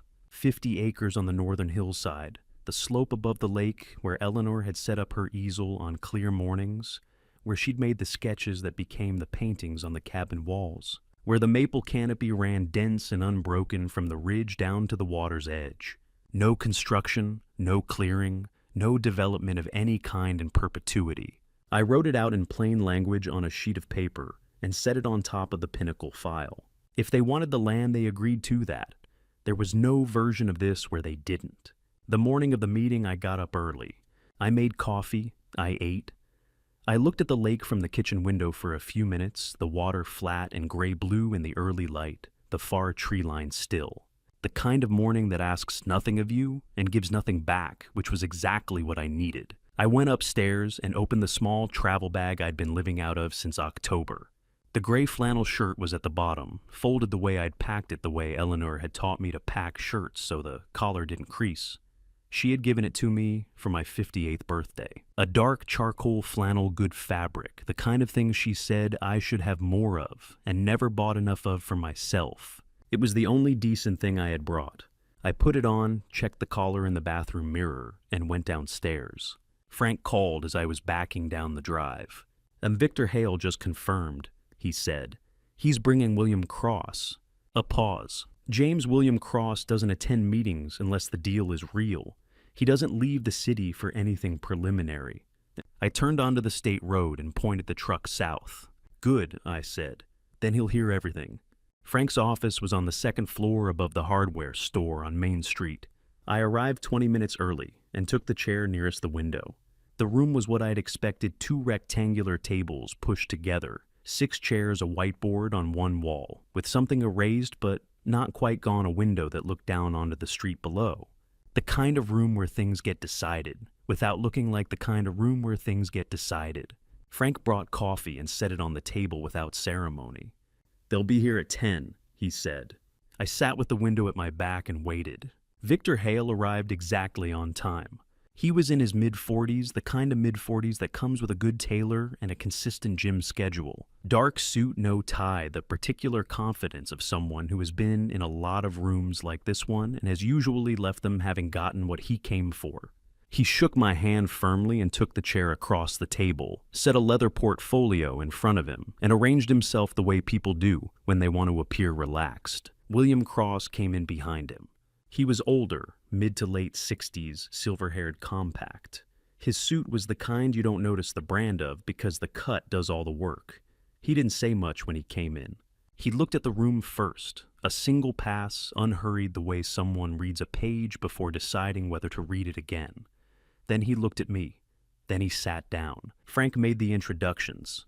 Brief, professional. William Cross nodded once at his name and opened a slim folder he'd brought with him, the way a person opens something they intend to reference rather than read. Victor presented the offer at 10:10. He walked through it efficiently, the way someone does when they've given the same presentation enough times to have removed every unnecessary word. $132,000 per acre for all 7 parcels totaling approximately $13.2 million. Full acquisition, 30-day close, no contingencies. Clean title transfer. He slid a bound summary across the table. I read it, not quickly page by page the way Frank had taught me to read documents that mattered. The language was standard. The numbers were what he'd said. I set it face down on the table. I'm not selling, I said. The room went quiet. Victor's expression didn't change, but something behind it did a small recalibration. The adjustment of a man who had not expected that sentence. We have flexibility on the figure, he said. If the valuation is the concern, it isn't. I kept my voice even. The land isn't for sale, not 1 acre, not at any number. A pause. Then why are we here? Victor said. I reached into the folder Frank had set beside me and placed a single document on the table. 8 pages double-spaced, clipped at the corner. The lease proposal I had written out by hand over 4 evenings and Frank had put into proper form. Because I have a different proposal, I said. William Cross reached across and picked it up before Victor did.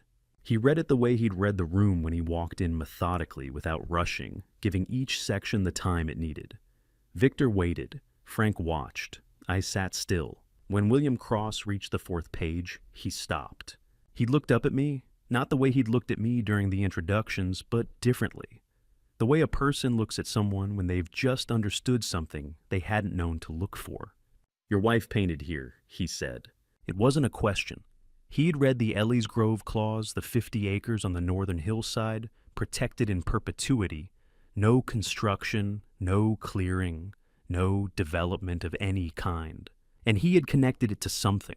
I didn't know what he knew about Eleanor or the land, and it didn't matter. The words were right. "For 30 years, I said. The last good autumn she had before she got sick, she painted the maple forest above the lake. It's the largest canvas in the cabin." William Cross looked back down at the page. "The Grove stays," he said. Not a question either. A statement the kind that settles something. A different kind of quiet came into the room. Not the quiet of a stalled negotiation, but the quiet of a room where something has shifted. Victor opened his mouth and then didn't say anything. The door opened. I had not heard anyone on the stairs. The handle turned and the door swung inward, and Derek stepped into the room. He was dressed more carefully than he'd been at the cabin, a dark jacket pressed shirt, the version of himself he presented when he wanted to be taken seriously. He scanned the room in a single pass, Victor, William Cross, Frank, and then me. His expression was controlled, but the effort of controlling it was visible to anyone who knew what to look for. He was carrying a folder. It was new, the kind of folder you put together quickly, the binding still stiff, the edges sharp. Whatever was in it had not been there this morning. Whatever it contained, no one in this room had seen it. He stepped fully inside and let the door close behind him. Victor Hale shifted slightly in his chair, one hand resting near the edge of the table where his phone lay screen down. He moved into the room, as if he had every right to be there. The folder sat in his hand, waiting. "And still here? Drop a comment with either father or son, so I know you're invested in this journey. Quick note. Before we continue the upcoming scenes, weave fictional scenarios for emotional depth. If you'd rather not engage with that, this is a natural stopping point." He stepped into the room as if he had every right to be there. Maybe for a last few seconds he believed that he did. "Derek Whitfield," he said, addressing the room. "Associate Director, Cornerstone Capital Partners." William Cross looked up, not with surprise, just the particular attention of someone who has registered information they will revisit later. Derek set the folder on the table and opened it, not rushed but not slow either. The movements of someone who had planned this moment and intended to control it. "The Harlow Land Trust," he said, "is currently under review for environmental compliance violations stemming from unauthorized timber operations conducted over a span of several years on parcels held within the trust." He pulled a clipped document from the folder and placed it in the center of the table. If referred to county review, the trust could be frozen indefinitely pending remediation findings. He looked at William Cross. "You would be signing a lease with a legally compromised asset," he said.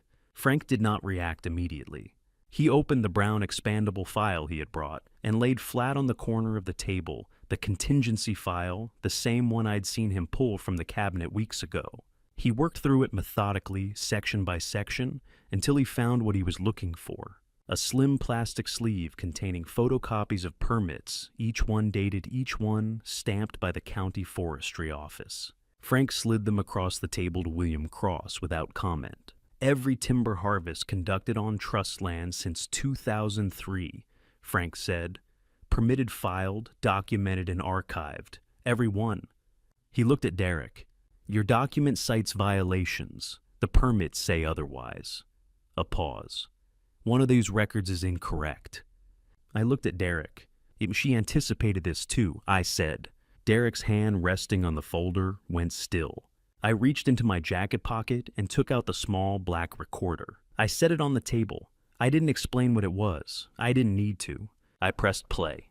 The voice that came out of the small speaker was Derek's. "Not recorded yesterday or last week. Recorded on June 14th, over 2 years ago, in a room I had not been in, but could picture clearly now, the kitchen table in the house Eleanor and I had shared for 19 years. The house Derek had grown up in. His voice was clear. There was no static, no distortion, just his words preserved exactly as he had said them. He never earned any of it. The house, the accounts, everything that was you, not him. And when you're gone, I'm taking what's mine. A pause. He won't fight it. You know he won't. And even if he tries, he doesn't have anything to fight with. Then silence. Not the silence of an ended recording, but the silence of another person in the room, a person who had listened and chosen not to speak. Eleanor's silence held across 4 minutes and 17 seconds until the recording stopped. The room was utterly still. William Cross set his pen down. Victor Hale looked away, not at anything in particular, just away. Frank reached across and turned the recorder off. The click was louder than it should have been. Derek stood at the end of the table. His face had not changed, but something behind it had. The calculation, the preparation, the control he had carried into the room, all of it had come apart. Frank turned back to the Pinnacle file, the internal records I had seen in his office the week before. He flipped to the last page and turned it so it faced William Cross. He pointed to a single name in the contact log. Carol Merritt, Regional Land Consultant. Initial contact, March 2017. 7 years ago, Frank said. Before Eleanor passed, before any of the legal proceedings began. He paused. Your initial contact on the Harlow Lake project came from Derek Whitfield's mother. Victor Hale went pale. William Cross leaned forward slightly and read the line. Then he sat back. He looked at Derek, not with anger, not with anything sharp or loud. Just a single, almost imperceptible shake of his head, the gesture of a man who has seen enough and does not need to see more. Leave Derek, I said. 2 words, nothing extra. Derek stood motionless for 3 seconds. Then he turned and walked to the door. His hand went to the handle. The door opened. He stepped through. It closed behind him with a soft final click. I looked at William Cross. Where were we? I said. William Cross looked up at me. A brief smile crossed his face. Not amusement exactly, but something closer to recognition. The look of a man who had just met someone he hadn't expected to meet in a room like this one. You're Lisi, he said. He pulled the document back toward him and picked up his pen. I left the building 10 minutes later. The meeting had continued terms discussed, figures, adjusted timelines proposed. But my part in it had been done. Frank would handle the rest. He was better at it than I was, and I trusted him to know what mattered. At the bottom of the staircase, I stopped. My hands were shaking, not from fear, from something closer to the first full breath after being held underwater for a very long time. My phone buzzed in my pocket. A notification. A news alert, the kind that shows up when something nearby has been flagged by enough people that the algorithm decides you should see it. I opened it. A 47-second video clip. Posted 6 minutes ago, already 40,000 views. Someone in that room had recorded it. By the time I reached Ray's truck, the clip had 40,000 views. I sat behind the wheel with the engine off and watched the number climb on the screen. 43,000, 46, 52,000. The counter refreshed every few seconds, each refresh adding hundreds more. The video was 47 seconds long. Recorded from somewhere near the door of Frank's office, the angle suggested someone standing just inside the threshold, phone held at chest height. Lens pointed directly at the center of the conference table. The framing was steady, deliberate. Whoever had filmed it had known what they were capturing. The audio was clear. Derek's voice, preserved in the small black recorder Frank had placed on the table, came through with unmistakable clarity. He never earned any of it. The house, the accounts, everything that was you, not him. The caption beneath the video read, Family trust battle erupts in New Hampshire. Boardroom audio recording reveals son's plan to seize inheritance from father. The first comment, posted 4 minutes after the video went live, had over 2,000 likes. This is the most brutal thing I've seen all year. I set the phone face down on the passenger seat, started the engine, and drove north. Frank called before I reached the county line. It was Victor Hale, he said. No greeting, no preamble, just the fact. Security footage shows he placed his phone face down on the table when Derek started talking, recording angle toward the center. No one noticed until after the meeting ended. He sent it to a journalist. He knows someone who covers real estate litigation and high-value family disputes in the Northeast. He thought the public pressure would force you into a quick sale instead of holding out for the lease terms. He thought wrong, I said. He did. William Cross terminated his involvement in the project before you left the building. Hale's out, completely. James, this is going to move fast now. The video's already on 3 regional news platforms. It'll be picked up nationally by tonight. Are you prepared for that? No, I said, but it's happening anyway. I ended the call and kept driving. By late afternoon, there were reporters outside. 3 vehicles parked along the gravel track just past the gate. 2 people standing near the fence line, with cameras the kind with long lenses and tripods. A third person, a woman in a dark coat, was walking the northern property line, as if checking sight angles for a better shot. I pulled into the drive slowly. They saw me immediately. One of them, a man in his 30s, press credentials hanging from a lanyard, started toward the porch before I'd even shut off the engine. I went inside, locked the door, and turned off every light in the house. Then, I sat at the kitchen table in the dark. The knock came 2 minutes later. Firm, insistent, the kind of knock that expected an answer. Mr. Whitfield. A woman's voice, projected but polite. Sarah Kellerman, Northeast Regional News. I'd like to ask you a few questions about the Harlow Land Trust and the recording that was released this morning. I didn't move. Another knock. Mr. Whitfield, we're prepared to tell your side of this. A lot of people are watching. This is your chance to shape the narrative. I stayed at the table. After 20 minutes, the knocking stopped. Through the window, I could see them return to their vehicles. But they didn't leave. They stayed parked on the track engines, running, waiting. Frank called again just after 6. Derek Whitfield was terminated from Cornerstone Capital Partners this afternoon, effective immediately. The environmental compliance documents he submitted in the meeting have been referred to the state attorney's office for criminal fraud investigation. Good, I said. There's more. The story isn't just about Derek anymore. Eleanor's name is in every headline now. The Harlow Land Trust is being analyzed in detail on financial blogs, legal forums, local news sites. People are calling it the most sophisticated long-term asset protection strategy they've ever seen. They're calling it a revenge story. They're calling her a genius. I looked at the dark window. Beyond it, the silhouettes of the reporters' vehicles were still visible against the last gray light of the day. I didn't want her turned into a headline, I said quietly. Frank was silent for a moment. I know, but James, she's not just a headline. Not to the people who knew her. Not to Maggie, not to me, and not to you. William Cross called at 7:30. Mr. Whitfield, this is William Cross. His voice carried the same measured deliberateness it had in the meeting. I wanted to reach out personally. Pinnacle Group had no knowledge of or involvement in the recording or its release. Victor Hale acted independently and in direct violation of company policy. He has been removed from this project and will have no further involvement in any capacity. I didn't say anything. The lease offer stands, exactly as we discussed this morning. You have my word on that. Your word, I said. My word. I don't know if that carries any weight with you after what happened today, but it carries weight with me, and I intend to honor it. I looked out the window. One of the reporters was leaning against the hood of a sedan phone, pressed to their ear, gesturing as they spoke. It does, I said. Maggie came by just after 9. I heard her truck on the gravel before I saw the headlights. She parked near the porch and came up the steps without knocking. She found me still sitting at the kitchen table in the dark. Coffee, she said. I'm all right. She made a pot anyway, pulled 2 mugs down from the shelf, poured set one in front of me, and took the chair across the table. For a long time, she didn't say anything. Finally, she said, Eleanor would have hated this part. The cameras, the headlines. She always said, the best work is the kind no one sees until it's already done. She was right, I said. She usually was.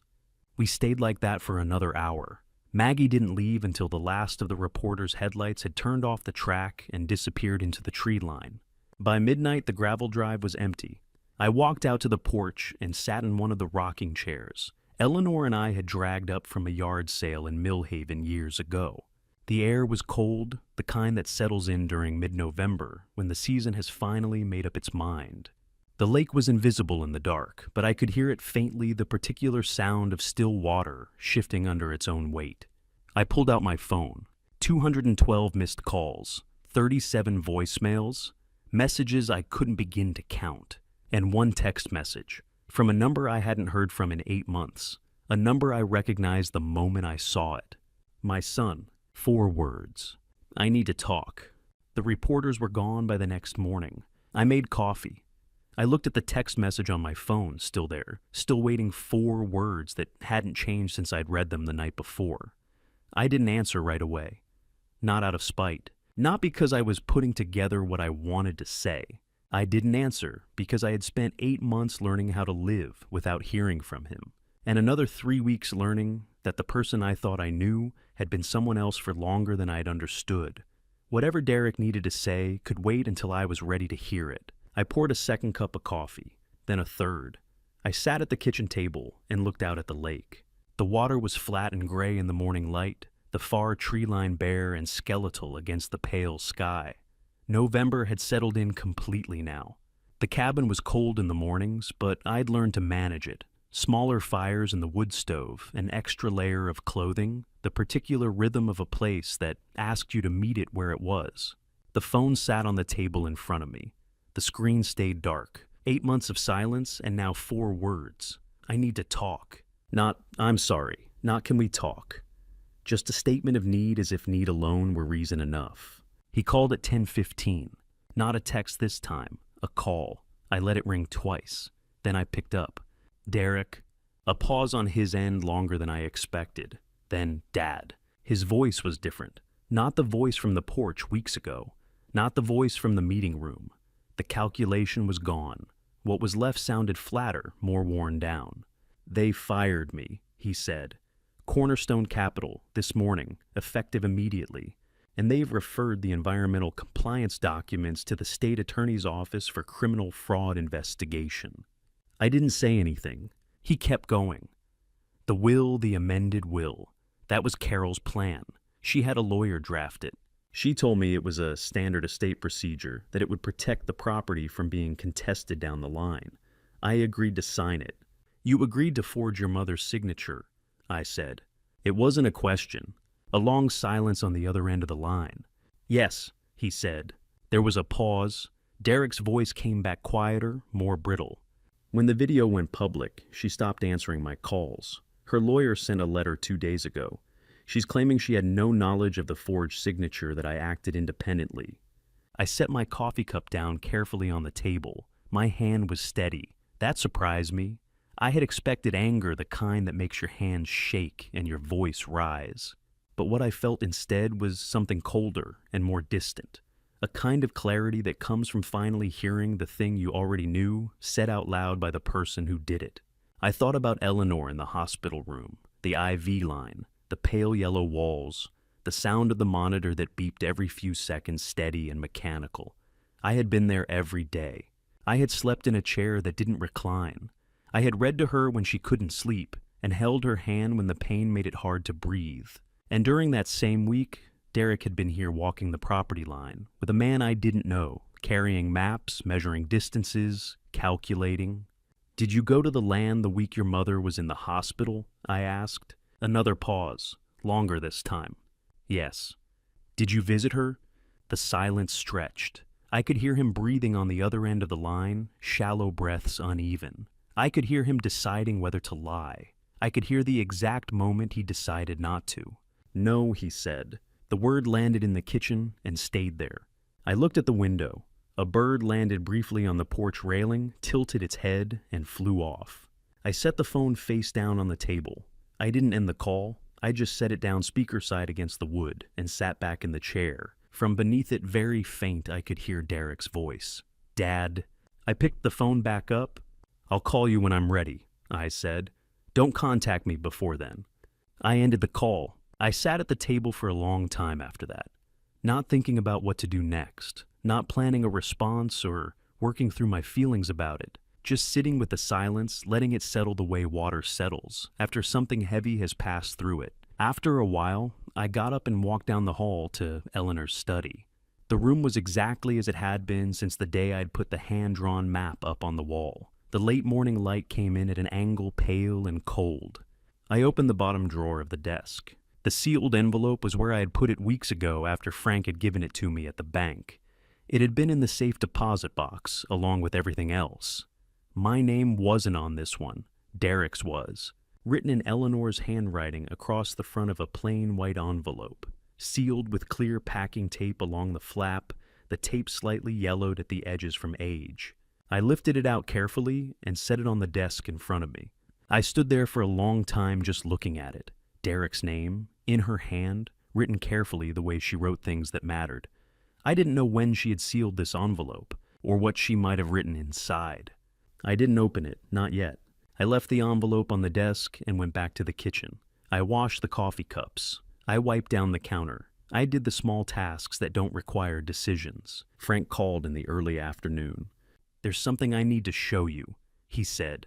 No greeting, just straight into it. "I've been going back through the materials Eleanor left in the safe deposit box. There was one document I didn't give you it. At the time, I wasn't certain it was relevant to the immediate legal situation. After what happened in that meeting and after the video, I think you need to see it." "What is it?" I said. "It's better if you see it in person. Can you come to the office tomorrow morning? Det är bättre ready from the life for us." I looked at the window. The light outside had started to change. I thought about the envelope on Eleanor's desk. I thought about the map on the wall. I thought about 310 acres drawn in her careful hand, every parcel labeled and dated, every boundary marked as if she'd known exactly what she was building and why. "I'll be there," I said. Frank called the next morning before I had finished my coffee. "Come in," he said. "There's something you need to see."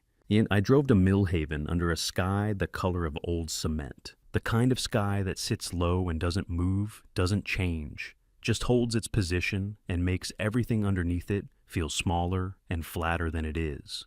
Frank was waiting at the door when I arrived. He didn't say anything, just gestured me up the stairs and into the same conference room where everything had happened 3 days ago. The room looked different in daylight, smaller, quieter, the kind of space that holds on to what happened in it, whether you want it to or not. He had a single document laid out on the table. Not a file, not a packet, just one document, maybe 4 pages clipped at the corner with a silver binder clip. "Yes, sit down," Frank said. I sat. He turned the document so it faced me and slid it across the table. "This is Eleanor's second will," he said, "separate from the Harlow Land Trust, dated April 2022, years before she passed." I looked at the top page. The language was formal, dense in the way legal documents are when they're written to be enforceable rather than readable. But the essentials were clear enough once I slowed down and read them carefully. Eleanor's estate, as defined under this, will consist of the cabin property, the 11 paintings on the walls, the personal effects contained therein, and a small savings account that had been held in her name alone. The land was not part of this will. The land had already been transferred to the Harlow Land Trust years earlier, and the trust had its own governing documents. This will was about everything else. I turned the page. The beneficiary was named on the second page. Derek Whitfield. Not me, not both of us, just Derek. Eleanor had left the cabin to him. I sat with that for a moment. It wasn't shock exactly, more like the slow rearrangement of something I thought I'd understood, but had been looking at from the wrong angle. I turned to the third page. There was a clause at the bottom, a single paragraph set apart from the rest of the document by extra spacing above and below it. The kind of formatting that tells you someone wanted this part to be seen, to be read carefully, to be understood without ambiguity. It read, "This bequest shall be rendered void in its entirety if the named beneficiary initiates any legal proceedings against James Arthur Whitfield, or attempts to contest, challenge, or circumvent the Harlow Land Trust in any form at any time for any reason." I read it twice. Then I looked up at Frank. "By filing the forged will," Frank said quietly, "and by initiating the restraining order petition, Derek triggered the voiding clause." A pause. He forfeited the cabin the moment he filed the motion. I looked back at the document. Eleanor had known. She had known what Derek would do, not specifically maybe, but generally. She had known he would come after the land. She had known he wouldn't wait. She had known he would push and scheme and try to take what he thought was his, by force or by manipulation, or by whatever means he could assemble. and she had closed that door before he ever reached it. "Does he know this exists?" I asked. "No," Frank said.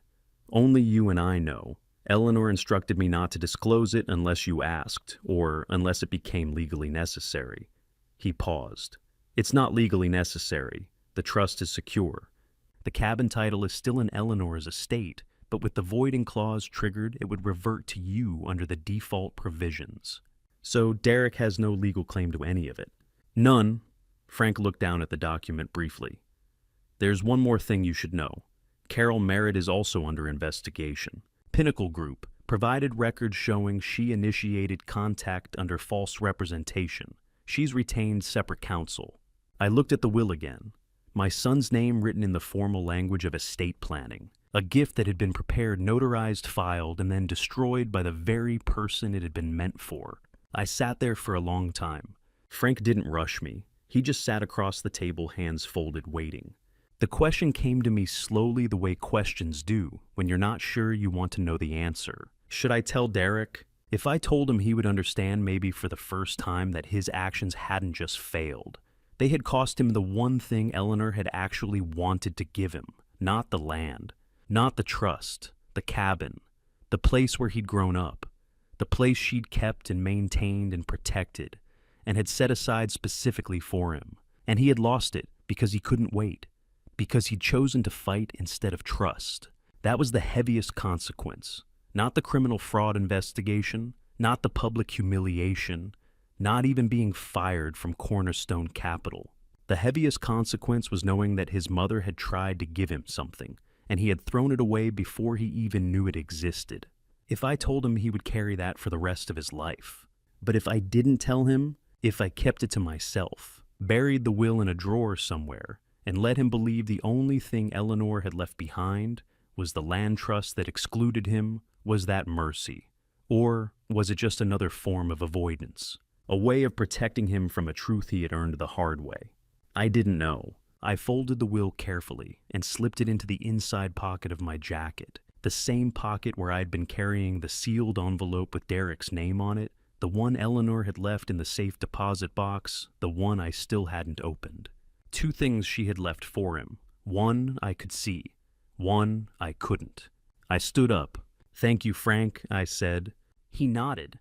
"What are you going to do?" "I don't know yet," I said. "I need to think." I drove back to the cabin, slowly, the will and the envelope both resting in my jacket pocket, and tried to decide what kind of father I wanted to be in the days that came next. I signed the lease on a Friday morning. No ceremony. No champagne. Just my name repeated across 8 pages on documents that Eleanor had spent 38 years making possible. The lease terms were what Frank and I had negotiated over the past week, refined through 3 rounds of revisions with William Cross's legal team, and reviewed by an independent attorney Frank had brought in to make sure I understood what I was agreeing to. $920,000 per year, plus 3.1% of the resort's gross annual revenue once operations began. 60-year term renewable at my discretion, or the discretion of whoever came after me. Ellie's Grove, 50 acres on the northern hillside, preserved in perpetuity. No construction, no clearing, no development of any kind. Written into the lease as a non-negotiable condition that would void the entire agreement if violated. I signed the final page and set the pen down. William Cross reached across the table and shook my hand. His grip was firm, brief, professional. "If you're ever interested in investing elsewhere," he said, "come find me. I think you understand land better than most people I work with." "My wife taught me to invest in land," I said. "I'll stick to what she knew." He nodded once. Smart man. I drove back to the cabin in the early afternoon. The sky had cleared for the first time in days. Not blue exactly, but a pale gray-white that let the light through without warmth. The kind of sky that belongs to late November, when winter is coming, but hasn't quite arrived yet, and everything is waiting. I pulled Eleanor's easel out onto the porch one last time. I set up the canvas I'd been working on for the past 2 weeks, the one with the lake and the tree line and the oversized, broccoli-shaped maples that looked more like a child's drawing than anything resembling serious landscape work. I mixed the oils the way I'd been teaching myself to mix them more by trial and error than by any real understanding of color theory, and I painted the lake in the afternoon light. It was still bad. The proportions were off. The reflection in the water didn't match the angle of the trees. The colors were close, but not quite right, like something remembered from a distance rather than observed up close. It didn't matter. When I finished, I signed it in the bottom right corner, the way Eleanor used to sign hers, 2 letters small and deliberate. JW. I brought it inside and hung it on the wall next to Eleanor's 11 paintings. The 12th painting. The worst one of the 12 by a long measure, and somehow exactly where it belonged. I called Ray that evening, and just wanted to say thank you, I said. For the couch, for the truck, for not asking too many questions. Ray was quiet for a moment. Then, "You doing all right up there?" "I think so," I said. "Yeah, I think I am." "Good," he said. "That's good, James." We ended the call. That night I sat at Eleanor's desk in the study. The 2 things she had left for Derek were in front of me, the sealed envelope with his name written in her handwriting, and the copy of the real will that Frank had made for me before I left his office that morning. I had spent the past 2 days thinking about whether to give Derek both or just one or neither. The envelope that was Eleanor's intention. Whatever she had written inside it, she had meant for him to have it. That part was clear. The will was harder. If I gave it to him, he would know. He would understand maybe for the first time that his mother had tried to give him something real. Not the land, not the trust, but the cabin. The place where he'd grown up, and that his own actions had taken it away before he'd ever known it existed. That knowledge would be heavy, the kind of weight that doesn't go away. But Eleanor had forgiven him. I knew that now. Not because she'd said it out loud, but because she'd left him the envelope. Because she'd written his name on it in her careful hand, and sealed it, and kept it safe for years, waiting for the right moment. That forgiveness deserved to be delivered whole, not softened, not edited. Not made easier by withholding the truth of what it had cost. I made one phone call before I made my decision final. "Frank," I said when he picked up. "I need you to do something for me." "Go ahead." "Keep a certified copy of Eleanor's 2020 will in your office safe. Not filed, just kept, in case Derek ever questions its authenticity." A pause. "You're going to give it to him." "I am." Another pause. Longer this time. "All right, I'll have it locked in the safe tonight." "One more thing," I said. "Note the time of my visit to the cabin tonight, in your records, just in case." Frank was silent for a moment, then quietly, "You think he might—" "I don't know what he'll do," I said, "but I want there to be a record." "Understood," Frank said. "I'll make the notation." I ended the call and looked at the 2 documents on the desk. The envelope Eleanor had sealed. The will Eleanor had written, both of them acts of love in their own way, one offering forgiveness, one offering truth.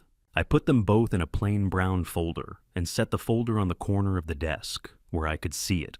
Then I picked up my phone and called my son. He answered on the 3rd ring. "Dad, come to the cabin," I said. "Tonight, it's time."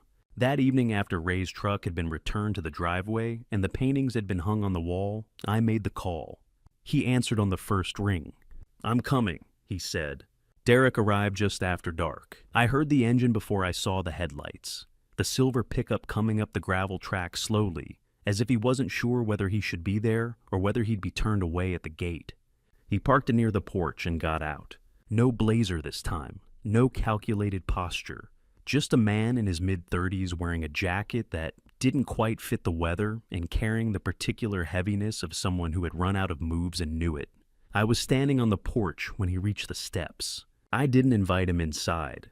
We stayed where we were on Eleanor's porch under the roof she'd designed, looking out at the lake she'd painted 100 times in 100 different lights.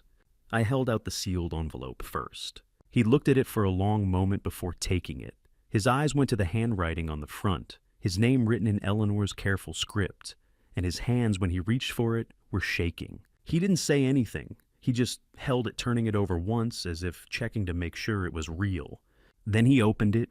I turned and looked at the lake while he read. It wasn't my letter, it was Eleanor's.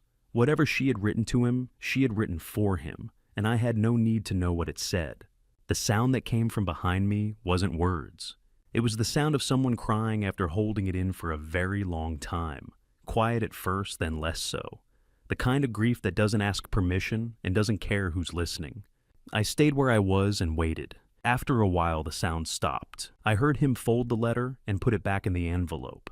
I heard him take a breath, long, uneven, the kind you take when you're trying to reassemble yourself after something has knocked you flat. I turned back and handed him the second document. "This is your mother's real will," I said. "Dated April 2020, 2 years before she passed." He looked at me, then at the document. "Read it," I said. He read slowly. I watched his face as he worked through the formal language, the legal phrasing, the clause at the bottom that explained what he'd forfeited and why. When he finished, he didn't say anything right away. He just stood there holding the will in one hand and the envelope in the other, looking at the cabin, then at the lake, then at me. "She knew," he said finally. "She knew I would do it." "Yes. And she forgave me anyway." "That's who she was." He looked down at the will again. Then slowly he set the envelope on the porch railing and reached for the document with both hands, not to read it again, but to fold it, to put it away, maybe to take it with him. My hand was there first. Not aggressive, not fast. Just there resting on the edge of the paper, calm and steady before he could lift it. "That's a copy, Derek," I said. "The original is at Frank's office, in his safe, certified and notarized."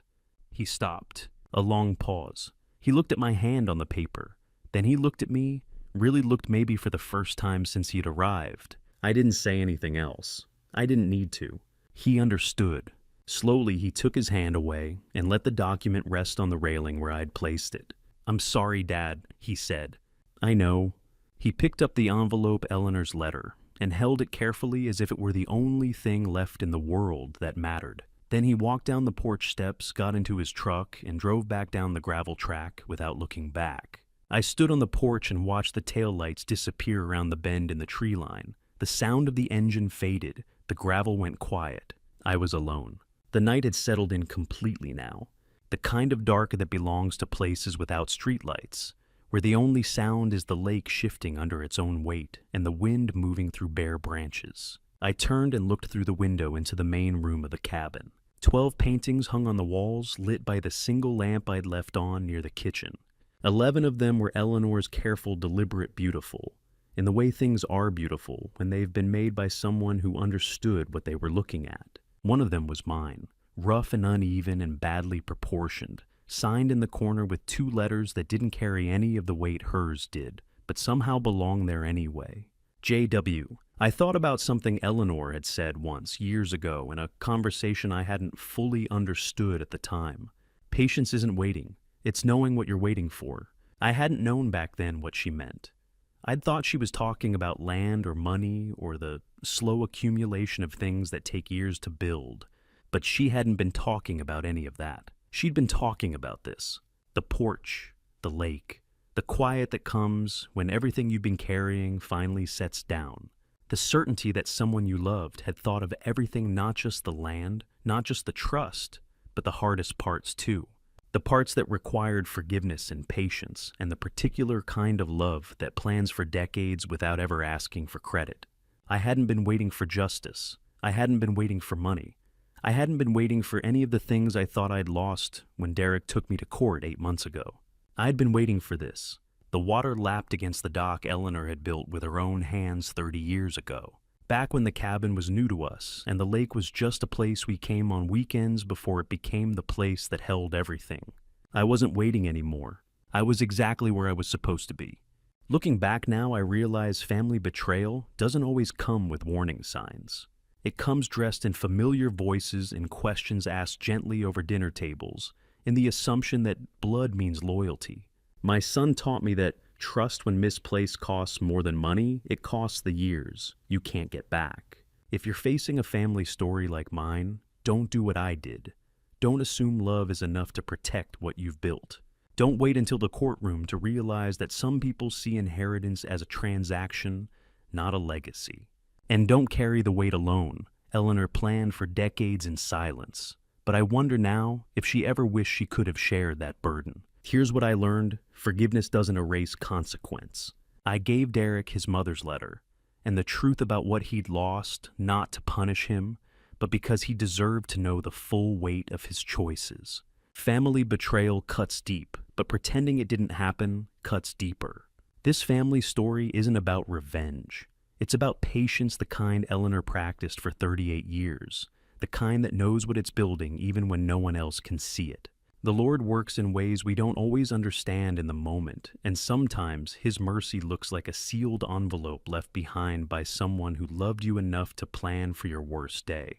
If this family story resonates with you, I hope you'll share your perspective in the comments. What would you do if you found yourself in a situation like this? I genuinely value hearing your thoughts. If this narrative moved you, consider subscribing so you don't miss what comes next. A gentle note: while inspired by real-world dynamics around estate planning and family conflict, certain elements have been heightened for storytelling purposes. If this content doesn't suit your preferences, feel free to explore other videos that may resonate more.